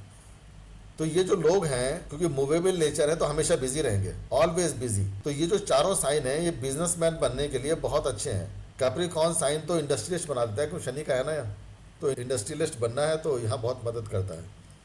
और ये जो चारों साइन है व्यक्ति को बहुत ऊंचाई तक लेके जाते हैं, इंसान के अंदर ऐसी नेचर देते हैं कि वो पायनियर बन जाते हैं अपने फील्ड के अंदर। पायनियर का मतलब यह है कि जिस भी काम को वो लेंगे उससे पहले वो किसी ने किया नहीं होगा। First time they establish a principles, if they are the leader तो लीडरशिप के पैमाने तय कर देंगे वो। अगर वो माँ को प्यार करते हैं तो माँ को प्यार के पैमाने तय कर देंगे, उसके उसके मेजरमेंट स्केल बन जाएगा, वो वहाँ से मेजर होगी। आज हम हनुमान जी की बात करते हैं कि हनुमान जी भक्त हैं, तो अगर भक्ति सीखनी है तो हनुमान जी से सीखिए, क्योंकि उनसे बड़ा भक्त कोई हुआ ही नहीं है। मर्यादा को समझना है तो राम जी से समझिए कि उन्होंने पैमाने सेट कर दिए। भगवान राम की कुंडली पता है क्या है? कैंसर लगन की कुंडली है उनकी। कैंसर उनके लगन के अंदर ही आ गया था साइन, कैंसर साइन। तो देखिए वो एक पायनियर बन गए अपने उसके लिए। व्यक्ति जो है यहाँ पे सेल्फ एजर्टिव भी देखने को मिलेगा आपको। और ये इन व्यक्तियों के साथ में एक समस्या आपको देखने को मिलेगी कि ये किसी पे डिपेंडेंस जो है दूसरे के ऊपर, उसको लाइक नहीं करते हैं कभी भी। सबॉर्डिनेशन इनको पसंद नहीं होता है। भगवान राम किसी के सबॉर्डिनेशन में नहीं चले। गुरु से शिक्षा प्राप्त करी, गुरु से जो गुरु ने बोला उसको सीखा, उसको अपने जीवन में अपनाया। लेकिन भगवान राम का जो मर्यादा पुरुषोत्तम का जो चरित्र है वो किसी के अंडर में नहीं रहा। जैसे विभीषण या हनुमान जी भगवान राम के लिए काम कर रहे थे, तो भगवान राम ने किसी के लिए काम नहीं किया। तो सबॉर्डिनेशन नहीं है यहाँ पे, इन राशियों में सबॉर्डिनेशन नहीं मिलेगा, तो ये ध्यान रख के चलिएगा। मूवेबल की बात करिए, जरा फिक्स्ड की बात कर लेते हैं। अगर किसी व्यक्ति की नेचर फिक्स्ड है, फिक्स साइन में है, तो क्या होगा? सिंपल सी बात है, फिक्स्ड का तो मतलब ही फिक्स्ड है। अगर वो काम कर रहा है तो बहुत अच्छी बात है, तो वो परसिस्टेंसी देखने को मिलेगी। काम नहीं कर रहा है, कोई प्रॉब्लम है, तो वो प्रॉब्लम भी फिक्स्ड मिलेगी, जाती नहीं, हिलती नहीं अपनी जगह से। यहाँ पे नेचर, यहाँ पे विल पावर डिटरमिन्ड मिलती है, बहुत ज़्यादा स्ट्रांग मिलती है। लेकिन अगर ये साइन जो है अगर मैलिफिक इन्फ्लुएंस में है, देन अपोजिट विल हैपन। ये व्यक्ति अगर किसी काम को करने की सोच लें तो वो काम किसी भी तरीके से भी हो, कैसे भी हो, वो एंड तक जरूर पहुँचेगा, कंप्लीट ज़रूर होगा। फिक्स साइन की क्वालिटी है। क्योंकि ये जो साइंस हैं इनमें काफ़ी प्रैक्टिकल अप्रोच है, प्रैक्टिकलिटी बहुत देखने को मिलेगी। तो इसीलिए जो है इनको कोई चीज़ छोटी बड़ी नज़र नहीं आती, ये कुछ भी करने को तैयार हो जाते हैं। भगवान राम को कहा जंगल में रहना है तो हाँ रह लेंगे, आपको राज सिंहासन चलाना है हाँ चला लेंगे, रावण से लड़ना है, रावण जो है महाप्रतापी है, कोई दिक्कत नहीं, लड़ लेंगे। यानी कि किसी भी तरह की सर्कमस्टांसेस हों तो इनकी प्रैक्टिकलिटी अपने आप ही रास्ता निकाल लेती है, ये बता देगी कि कैसे करना है, तो ये अपने आप उसको रास्ता निकाल करके आगे बढ़ जाते हैं। और कोई भी काम इनके लिए छोटा बड़ा नहीं होता, हर काम इनको करना होता है। मेंटली बहुत स्ट्रांग होते हैं, एटीट्यूड बहुत अच्छा है, बहुत मेंटली बहुत स्ट्रांग है। और ये खासियत बोलूँगा या मैं निगेटिविटी बोलूँ या पॉजिटिविटी बोलूँ, आप डिसाइड करिए। लेकिन बात यह है कि ये किसी भी व्यक्ति के बारे में जो भी ओपिनियन फॉर्म कर लेंगे, वो ताउम्र पूरी की पूरी लाइफ उसी के ऊपर ही, उसी ओपिनियन पे काट देते हैं। कई मायनों में ये ओपिनियन इस तरह से फॉर्म कर लेना गलत हो जाता है। तो यहाँ पे ऐसे व्यक्ति को अगर जहाँ पे आपको दिख रहा है कि फिक्स साइन का व्यक्ति है, तो फिक्स साइन के व्यक्ति में आपको ये चीज़ें देखनी पड़ेगी कि अगर आप बहुत अच्छे व्यक्ति हैं, लेकिन आपके कुछ एक्शंस ऐसे रहे जिसके वजह से इन व्यक्तियों ने आपके बारे में नेगेटिव ओपिनियन फॉर्म कर ली, तो दुनिया इधर से उधर हो जाएगी। ये नेगेटिव ओपिनियन कभी बदलने वाली नहीं है। ये लोग ऐसे लोग हैं जिन्हें कन्विंस करना बहुत मुश्किल काम है, और अगर आपने किसी तरह से इन्हें कन्विंस कर दिया तो इनसे प्यारा दोस्त नहीं है। मर जाएंगे, मर मिटेंगे, लेकिन आपको पूरी प्रोटेक्शन देके चलेंगे, लाइफ लॉन्ग हमेशा आपके साथ में रहेंगे। ये फिक्स्ड साइन की प्रॉपर्टी है। बात कर लेते हैं तीसरे तरीके के साइन की, जिसने बोलते हैं कॉमन साइन। कॉमन साइन जो है ये डुअल भी है और म्यूटेबल साइंस है। जैसे स्विंगिंग पेंडुलम होता है, इधर से उधर घूम रहा है, ये कॉमन साइन की प्रॉपर्टी है। तो इसमें वाइब्रेशन देखने को मिल रहे हैं। वाइब्रेशन मतलब इधर से उधर, उधर से इधर, इधर से उधर, टू एंड फ्रो। और दोनों एंड कौन से हैं मोशन के? दोनों एक्सट्रीम एंड है, यानी पेंडुलम एक डायरेक्शन में गया, अपने एक्सट्रीम में गया, फिर दूसरे डायरेक्शन में आया, अपने एक्सट्रीम तक गया। तो उसके बीच का जो मोशन है, टू एक्सट्रीम के बीच का मोशन, वो कॉमन साइन ये डिसाइड करते हैं, वो दिखाते हैं। यहाँ पे जो नेचर व्यक्ति की मिलती है वो डुअल मिलती है और फ्लक्चुएटिंग नेचर है। फ्लेक्सिबिलिटी, प्लास्टिसिटी, ये डोमिनेंट कैरेक्टरिस्टिक उन व्यक्तियों में देखने को मिलेगी जो कॉमन साइन में है। लेकिन जितने भी इंटेलेक्चुअल्स हुए हैं, उन इंटेलेक्चुअल्स में भी ये चीज़ें बहुत देखने को मिलती है। तो sympathetic nature, sensitive attitude, versatile nature, changing nature, ये सारी प्रॉपर्टीज इन कॉमन साइन वाले व्यक्तियों की हैं। कोई भी प्लैनेट अगर इन साइंस में आकर बैठेगा तो क्या होगा, उसकी जो भी नेचर होगी, जो प्रॉपर्टी होगी, वो कैसी हो जाएगी, इनकंसिस्टेंट हो जाएगी जी, इनडिसाइसिव हो जाएगी, रेस्टलेस हो जाएगी। तो ये साइन इस तरीके की चीज़ें आपको देंगे। कई बार क्या होता है कि अगर इन कॉमन साइंस में राहु जैसे प्लैनेट आकर बैठ जाए तो मुंगेरी लाल बना देता है, हसीन सपने देखता है, दिन में ही सपने देखने लग जाता है। उसकी ड्रीमी नेचर तो होती है यहाँ साइन में, अब राहु ने उसने ड्रीमी नेचर बना दी तो वो व्यक्ति जो है दिन में भी सपने देखता है। तो कुछ निगेटिविटी भी आप इसके साथ में ऐड कर सकते हैं। लाइफ में इनके पर्पस देखने को नहीं मिलता कि पर्पस क्या है, तो पर्पस जो है मिस हो जाता है, क्योंकि हमेशा चेंजिंग नेचर है, तो बार बार चेंज होता रहेगा, गोल पोस्ट चेंज होते रहते हैं, पर्पस सेट ही नहीं हो पाता। क्या कर रहे हो, क्यों कर रहे हो, तो वो नहीं पता।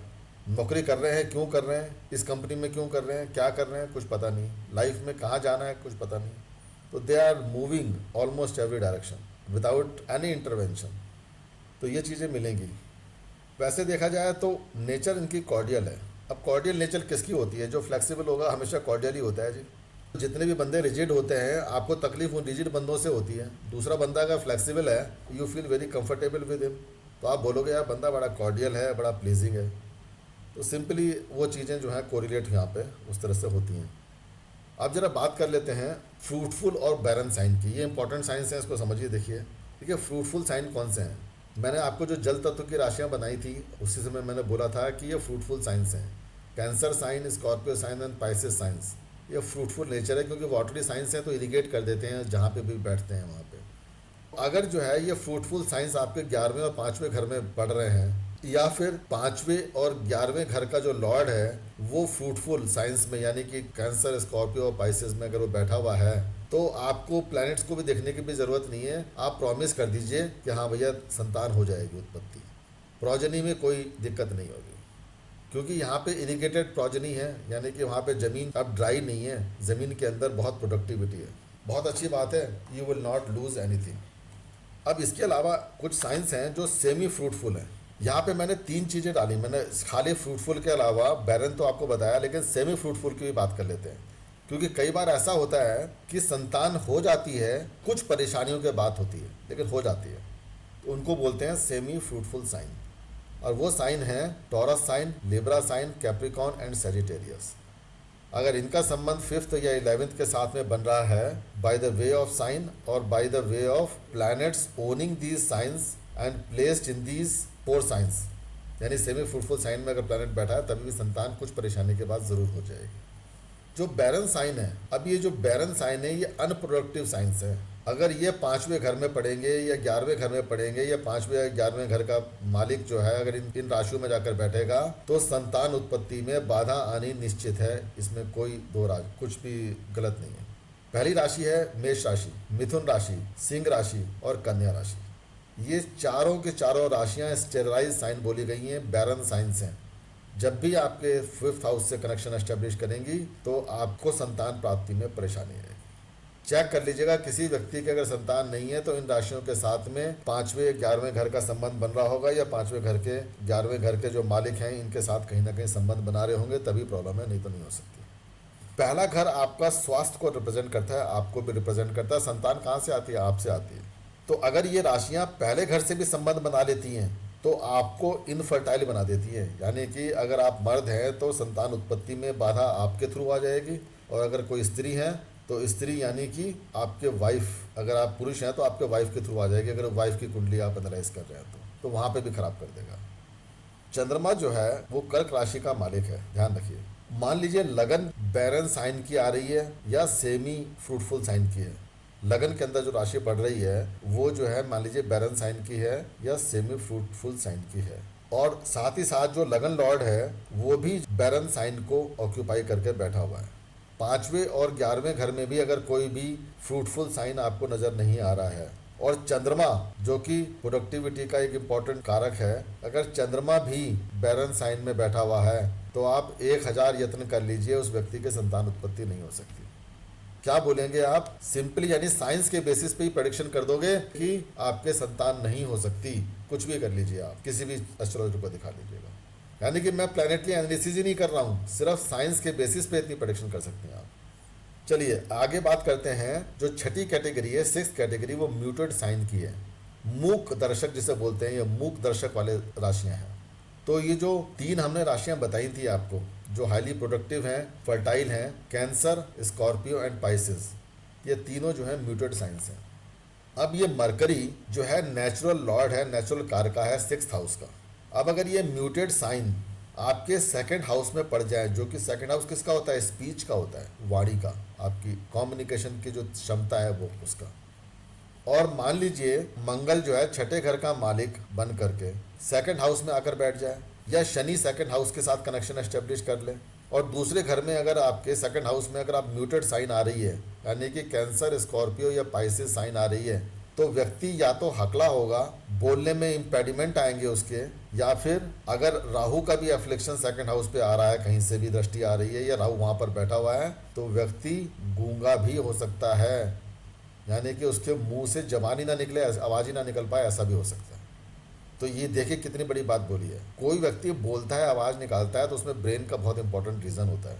और ब्रेन कौन है, मरकरी है, हमारा बुध ग्रह। तो मरकरी जो है आपको वो क्षमता दे रहा है, और ये जो साइन है ये आपको कैपेबिलिटी दिखा रहे हैं कि आप बोल पाएंगे या नहीं पाएंगे। जो छठा घर आपकी डिजीज को रिप्रेजेंट करता है। छठा घर जो है दूसरे घर से ट्राइन फॉर्मेशन करता है, दोनों आपस में ट्राइन फॉर्मेशन करते हैं, यानी कि छठे का मालिक सेकंड में या सेकंड का छठे में, सिक्स्थ हाउस में अगर बैठ जाए, तभी भी ये इम्पेडिमेंट देखने को मिलेंगी। खास तौर पे जब शनि और राहु का अगर एफ्लिक्शन सेकंड हाउस पे आ रहा है, तब तो निश्चित हो गई, फिर तो व्यक्ति को गूंगा भी बोल देंगे आप। कंडीशन होती है जिसमें व्यक्ति जो है गूंगा भी हो जाता है, साथ ही साथ अंधा भी हो जाता है, क्योंकि सेकंड हाउस जो आपकी आइज को रिप्रेजेंट करता है। तो अगर आइज है हमारी कौन, आइज है सूर्य, आइज है हमारी वीनस, तो यानी कि अगर सूर्य और वीनस भी कहीं एफ्लिक्शन में आ रहे हैं तो दिखाई देना भी बंद हो जाएगा उसको, यानी अंधा भी हो गया वो। साथ ही साथ सेकंड हाउस जो है हमारा इनर ईयर्स को दिखाता है, और बाहर वाले जो कान हैं हमारे, जो आउटर ईयर जो हम दिखते हैं, वो होते हैं थर्ड हाउस। तो जो इनर ईयर है, यानी कि जो जन्म से ही सुनने की क्षमता होती है, वो सेकंड हाउस से मिलती है। अगर सेकंड हाउस इस तरह के एफ्लिक्शन में आ गया, म्यूटेड साइन के साथ कनेक्शन एस्टेब्लिश कर दिया, तो सुनने की क्षमता भी खत्म, यानी कि गूंगा भी, अंधा भी और सुनना भी बंद। ये चीजें आपको म्यूटेड साइंस में देखने को मिलेंगी। बुध ग्रह अगर चंद्रमा से कहीं पर अपोजिशन में बैठा हुआ है, मान लीजिए चंद्रमा 8वें घर में बैठा हुआ है और बुध ग्रह सेकंड हाउस में बैठा हुआ है, ठीक है, दोनों अपोजिशन में चले गए। इसके साथ ही साथ जो है सेकंड हाउस में वाटरी साइन आ गया, कैंसर, स्कॉर्पियो या पाइसिस का, यानी कि जो लगन कुंडली है, जो जन्म कुंडली है, वो या तो मिथुन राशि की हो, या फिर तुला राशि की हो, और या फिर कुंभ राशि की अगर कुंडली है और ये सिचुएशन बन रही है, तो व्यक्ति की जो वाणी है उसमें हकलाहट देखने को मिलेगी, डिफेक्ट देखने को मिलेगा, ये निश्चित है, जरूरी है। और अगर लगन के अंदर अगर ये म्यूटेड साइन आ रहे हैं, कैंसर साइन, स्कॉर्पियो साइन और पाइसिस साइन लगन में है, और वहां पर आकर शनि भी अगर बैठ गए लगन के अंदर ही, तो आपकी स्पीच में इम्पेडिमेंट्स आ जाएंगे। Shani is the slowest moving planet, और ये म्यूटेड साइन के अंदर आकर बैठ गया अगर शनि, तो आपको स्पीच इम्पेडिमेंट्स दे देगा, यानी कि बोलने में रुकावटें आने लग जाएंगी। आप रुक रुक कर बोलेंगे, हकला हकला करके बोलेंगे। कई बार आप देखते हैं कि कई बंदा कहीं किसी जगह अटक जाता है बोलने में, और वो शब्द का सही ढंग से उच्चारण नहीं कर पाता। क्यों नहीं कर पाता? क्योंकि म्यूटेड साइंस का एफ्लिक्शन आ रहा है उसके ब्रेन पे, यानी फर्स्ट हाउस के ऊपर या फिर सेकंड हाउस के ऊपर। हमारा जो वोकल कॉर्ड है, वोकल रीजन्स हैं, वोकल ऑर्गन जो है वो सेकंड हाउस है। हमारी जो वाणी है, आवाज़ निकलती है, सेकंड हाउस से निकलती है। सेकंड हाउस में वीनस और मरकरी अगर हमको एफ्लिक्शन में दिखाई देते हैं, या वीनस मरकरी कहीं पर भी एफ्लिक्शन में है, सेकंड हाउस में बैरन साइन आ रहा है, शनि और राहु केतु के साथ में एफ्लिक्शन मिल रहा है, तो भैया गूंगे बहरे बन जाओगे आप। लेकिन अगर नहीं है, वीनस मरकरी बहुत अच्छी कंडीशन में बैठे हुए हैं, सेकंड हाउस के अंदर बैरन साइन नहीं है, वोकल साइन है आपका, तो वोकल एलोक्वेंस या वोकल गिफ्ट आपके पास में जरूर मिलेगी। लता मंगेशकर भी बन सकता है व्यक्ति, क्योंकि जो बोलने की सुंदरता है वो मरकरी यानी बुध और शुक्र के पास में है। अब छठा घर जो है दूसरे घर से ट्राइन फॉर्मेशन करता है। छठा घर बीमारी का है और दूसरा घर आपकी वाणी का है। तो अगर छठे घर में कोई एफ्लिक्शन नहीं है, सेकंड हाउस में कोई एफ्लिक्शन नहीं है, तो आप बहुत अच्छे म्यूजिशियन बन सकते हैं, बहुत अच्छे सिंगर बन सकते हैं। लता मंगेशकर वाली बात आ सकती है। या अगर आपने बोलना शुरू किया, मान लीजिए सेकंड हाउस के ऊपर मरकरी का प्रभाव है, तो आप जो भी बोलना शुरू करेंगे वो बहुत साउंड, बहुत अच्छी कंडीशन का बोलना शुरू करेंगे आप। बहुत पावरफुल नेचर होगी आपके बोलने की क्षमता, बहुत अच्छी होगी। देखिए जुपिटर क्या है, जुपिटर ज्ञान के देवता हैं। और ज्ञान क्या करता है, ज्ञान से ही तो आपके पास में किसी दूसरे को एडवाइस देने की क्षमता आती है, प्रीचिंग की पावर आती है। अगर आपके पास में ज्ञान ही नहीं है तो किसी को क्या शिक्षा दोगे आप। तो जुपिटर जो है सेकंड हाउस के साथ में अगर कोरिलेशन एस्टेब्लिश करता है तो व्यक्ति के पास में एडवाइसेस, टीचिंग, प्रीचिंग, ये सारी स्किल्स देखने को मिलेंगी। He could be a public speaker as well. तो यानी कि मंच पे खड़े होकर जो व्यक्ति बहुत आराम से बोलते हैं तो जुपिटर एक्टिव है। मोदी जी आज इतने बड़े बड़े जो भाषण दे रहे हैं, जरा उनकी कुंडली में देखिए, ठीक है, तो पब्लिक स्पीकिंग दे देता है। मार्स एंड जुपिटर दोनों मित्र हैं, परम मित्र हैं। एक सेनापति मंगल है, दूसरा जुपिटर ज्ञान यानी कि राजगुरु है। जब ये दोनों मिल जाते हैं तो एजर्शन और एजर्टिवनेस बहुत आ जाती है व्यक्ति के अंदर। बंदा जो है पब्लिक ओरेटर बन जाता है। पब्लिक ओरेटर का मतलब ये हो गया कि एक्सटेम्पोर बोलने वाला। और मंगल और जुपिटर दोनों अग्नि तत्व के प्लैनेट हैं, तो नेचर में अग्नि निकलेगी, फायरी नेचर आएगी, तो स्पीच जो होगी फायरी नेचर होगी, उसमें ओज और तेज दोनों देखने को मिलेगा। तो व्यक्ति क्या करेगा, स्टेज पे खड़ा हुआ, हाथ में माइक लिया और कंटिन्यूअसली बोलना शुरू कर दिया एक्सटेम्पोर, यानी कि बिना किसी प्रिपरेशन के, और वो भी एग्रेसिव लैंग्वेज बोलेगा, फायरी नेचर निकलेगी। देखिए Saturn is the slowest moving planet. दूसरे घर के साथ में जब भी सैटर्न का कनेक्शन एस्टेब्लिश होगा, दूसरे घर का सैटर्न का कनेक्शन कब एस्टेब्लिश हो सकता है भैया, धनु लगन का व्यक्ति है, धनु लगन के व्यक्ति में दूसरे घर में कैप्रिकॉन साइन आएगी।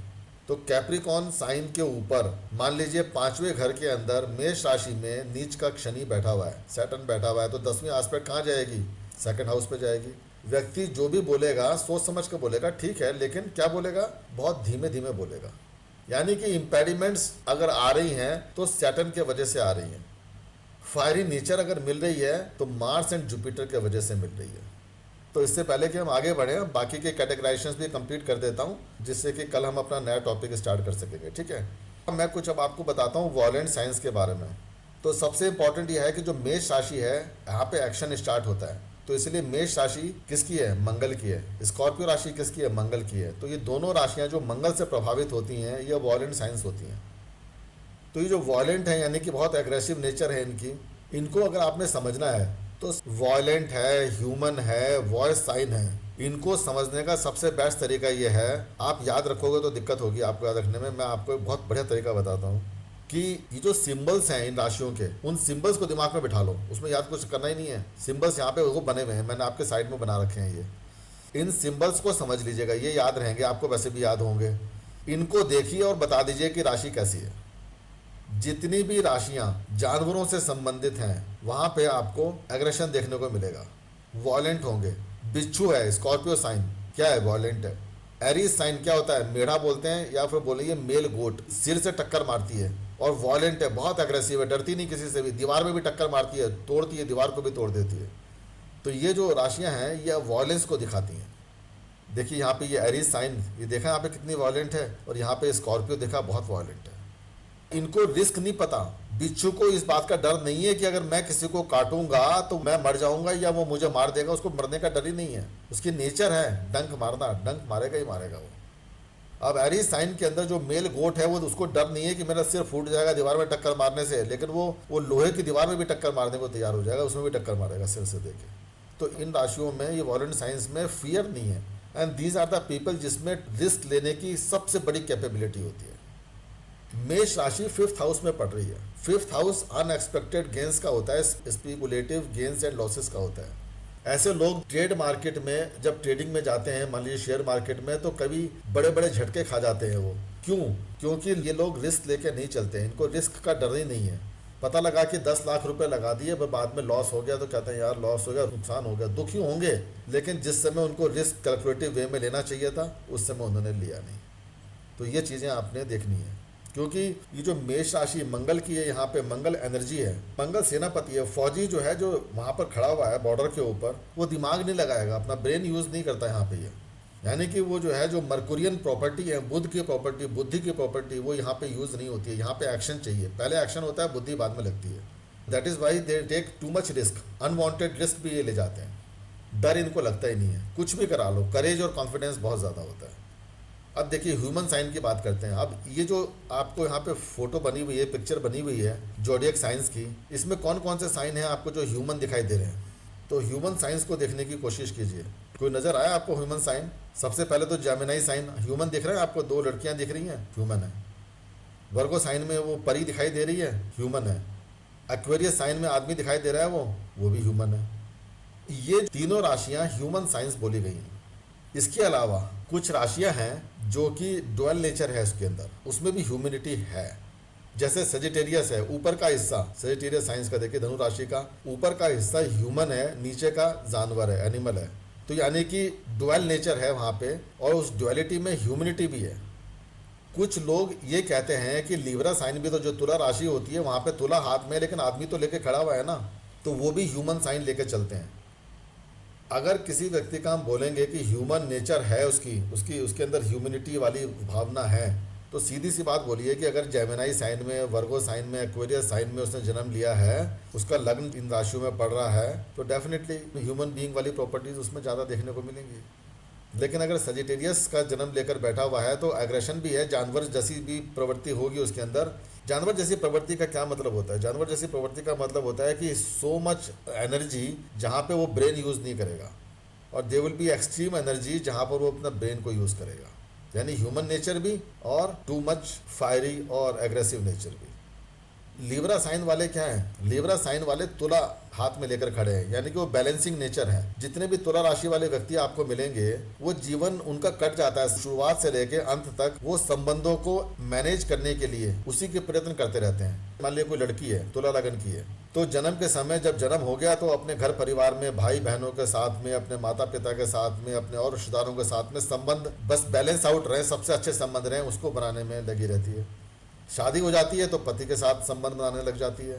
पति ज़्यादा गुस्सा हो रहे हैं तो अपने को डाउन कर लेती है, पति ठंडे पड़ रहे हैं, वीक पड़ रहे हैं तो अपने को ऊपर उठा लेती है, बैलेंस आउट करने में लगी रहती है। और यही जितने भी रिश्ते उसके जीवन में आते हैं, सब में वो बैलेंसिंग नेचर लेके चलती रहती है। जिनसे भी संबंध बनाती है, चाहे वो बिजनेस पार्टनर्स हों, कुछ भी, वहाँ बैलेंसिंग चाहिए। तो उसमें वो अपने इस ह्यूमन नेचर को, अपनी ह्यूमन प्रॉपर्टी को यूज़ करती है, एंड गोल ये है कि वो अपना बैलेंस हाथ में लेकर बैठी हुई है। और जिस समय आप बैलेंसिंग आउट करने लग जाते हैं तो अपनी हैप्पीनेस को लूज़ कर जाते हैं। तो तुला लगन वाले व्यक्ति के कुंडलियों में आप जब भी देखेंगे बैलेंसिंग तो हो रही है, लेकिन जो हैप्पीनेस है वो लॉस हो जाती है कहीं ना कहीं पे। हैप्पीनेस की जगह पे प्रैक्टिकलिटी का एंटर हो जाता है। क्यों? क्योंकि हैप्पीनेस का जो घर होता है तुला लगन वाले व्यक्ति के लिए, वहाँ पे कैप्रिकॉन साइन आएगा। कैप्रिकॉन साइन शनि का साइन है, प्रैक्टिकल साइन है। तो यानी कि हैप्पीनेस के एरिया में, जहाँ पे हैप्पीनेस इज इमोशनल, मेंटल, यानी माइंड से फील करने वाली हैप्पीनेस है वो, तो वहाँ पे प्रैक्टिकलिटी, शनि की प्रैक्टिकलिटी काम नहीं करती है। लेकिन तुला लगन वाला व्यक्ति क्या करेगा कि खुश रहने के लिए भी प्रैक्टिकल होना पड़ता है उसको। That is a big problem. पति अच्छे संबंध नहीं रख रहा है उस स्त्री के साथ में, तो वो बोलेगी कि नहीं नहीं, वैवाहिक जीवन में परेशानियां तो आती ही हैं। वो अपने आप को सेटिस्फाई करने की कोशिश करती है, प्रैक्टिकल बनने की कोशिश करेगी वो लड़की। तो आपको इस तरह से चीज़ों को लेकर चलना है। तो ह्यूमन साइन आपने समझे। हमने बैरन साइन की बात करी थी, अब वॉइस साइन देखिए। जेमिनाई, लिब्रा और एक्वेरियस, ये तीनों साइन म्यूजिकल साइंस हैं। वॉइस साइन है, मैंने आपको बताया था लता मंगेशकर बनना है तो सेकंड हाउस के साथ में जेमिनाई, लिब्रा या एक्वेरियस का संबंध बने, और इनके जो लॉर्ड्स हैं यानी कि बुध, शुक्र और शनि, ये अच्छी कंडीशन में हो, कहीं भी एफ्लिक्शन में ना हो, केंद्र त्रिकोण के साथ में संबंध बनाते हो। म्यूजिक में निश्चित रूप से वो व्यक्ति मास्टरी करेगा, निश्चित रूप से उसके पास में वोकल कैपेबिलिटी होगी, सिंगर होगा बहुत बढ़िया वो, और कोई ना कोई म्यूजिकल इंस्ट्रूमेंट जरूर बजाता होगा। और शनि क्या दिखाते हैं? कर्म को दिखाते हैं। मान लीजिए एक्वेरियस साइन पढ़ रहा है तो म्यूजिकल प्रॉपर्टी तो आ गई, लेकिन कर्म में यानी अपने प्रोफेशन में भी ले आएगा वो उसको। देखिए कई सारे वेस्टर्न एस्ट्रोलॉजर है, क्योंकि एस्ट्रोलॉजी जो है ना रिसर्च का सब्जेक्ट बन चुकी है, बहुत सारे स्कॉलर्स इसके ऊपर काम करते हैं। तो मैंने बहुत जगह पे स्टडी किया तो मुझे ये देखा कि खासतौर पर वेस्टर्न एस्ट्रोलॉजर्स वर्गो और सजिटेरियस, इन दोनों राशियों को भी वॉइस साइन लेकर चलते हैं। वो कहते हैं कि वर्गो बुध की साइन है, और बुध के जेमिनाई साइन के साथ साथ वो वर्गो साइन को भी कहते हैं कि ये भी स्पीच का साइन है, वॉइस का साइन है। और देवगुरु बृहस्पति का भी जो है, जो साइन है, उसको भी उन्होंने वॉइस साइन से कोरिलेट किया है। कहने लगे कि अगर वीणा बजानी नहीं भी आती होगी तभी भी उसकी नॉलेज रखकर उसके बाद में जो बोलना है वो सजिटेरियन साइन करेगा। बात कुछ हद तक सही हो सकती है, लेकिन म्यूजिक की अगर हम बात करते हैं, म्यूजिकल कॉर्ड की बात करते हैं, वॉइस की बात करते हैं, तो जेमिनाई लिब्रा एंड एक्वेरियस हैं। और वर्गो आपको एनालिटिकल स्किल्स देती है, सेजिटेरियस आपको एलोक्वेंट स्पीकर बनाती है। तो उसके लिए जो वॉइस चाहिए वो वर्गो और सेजिटेरियस है।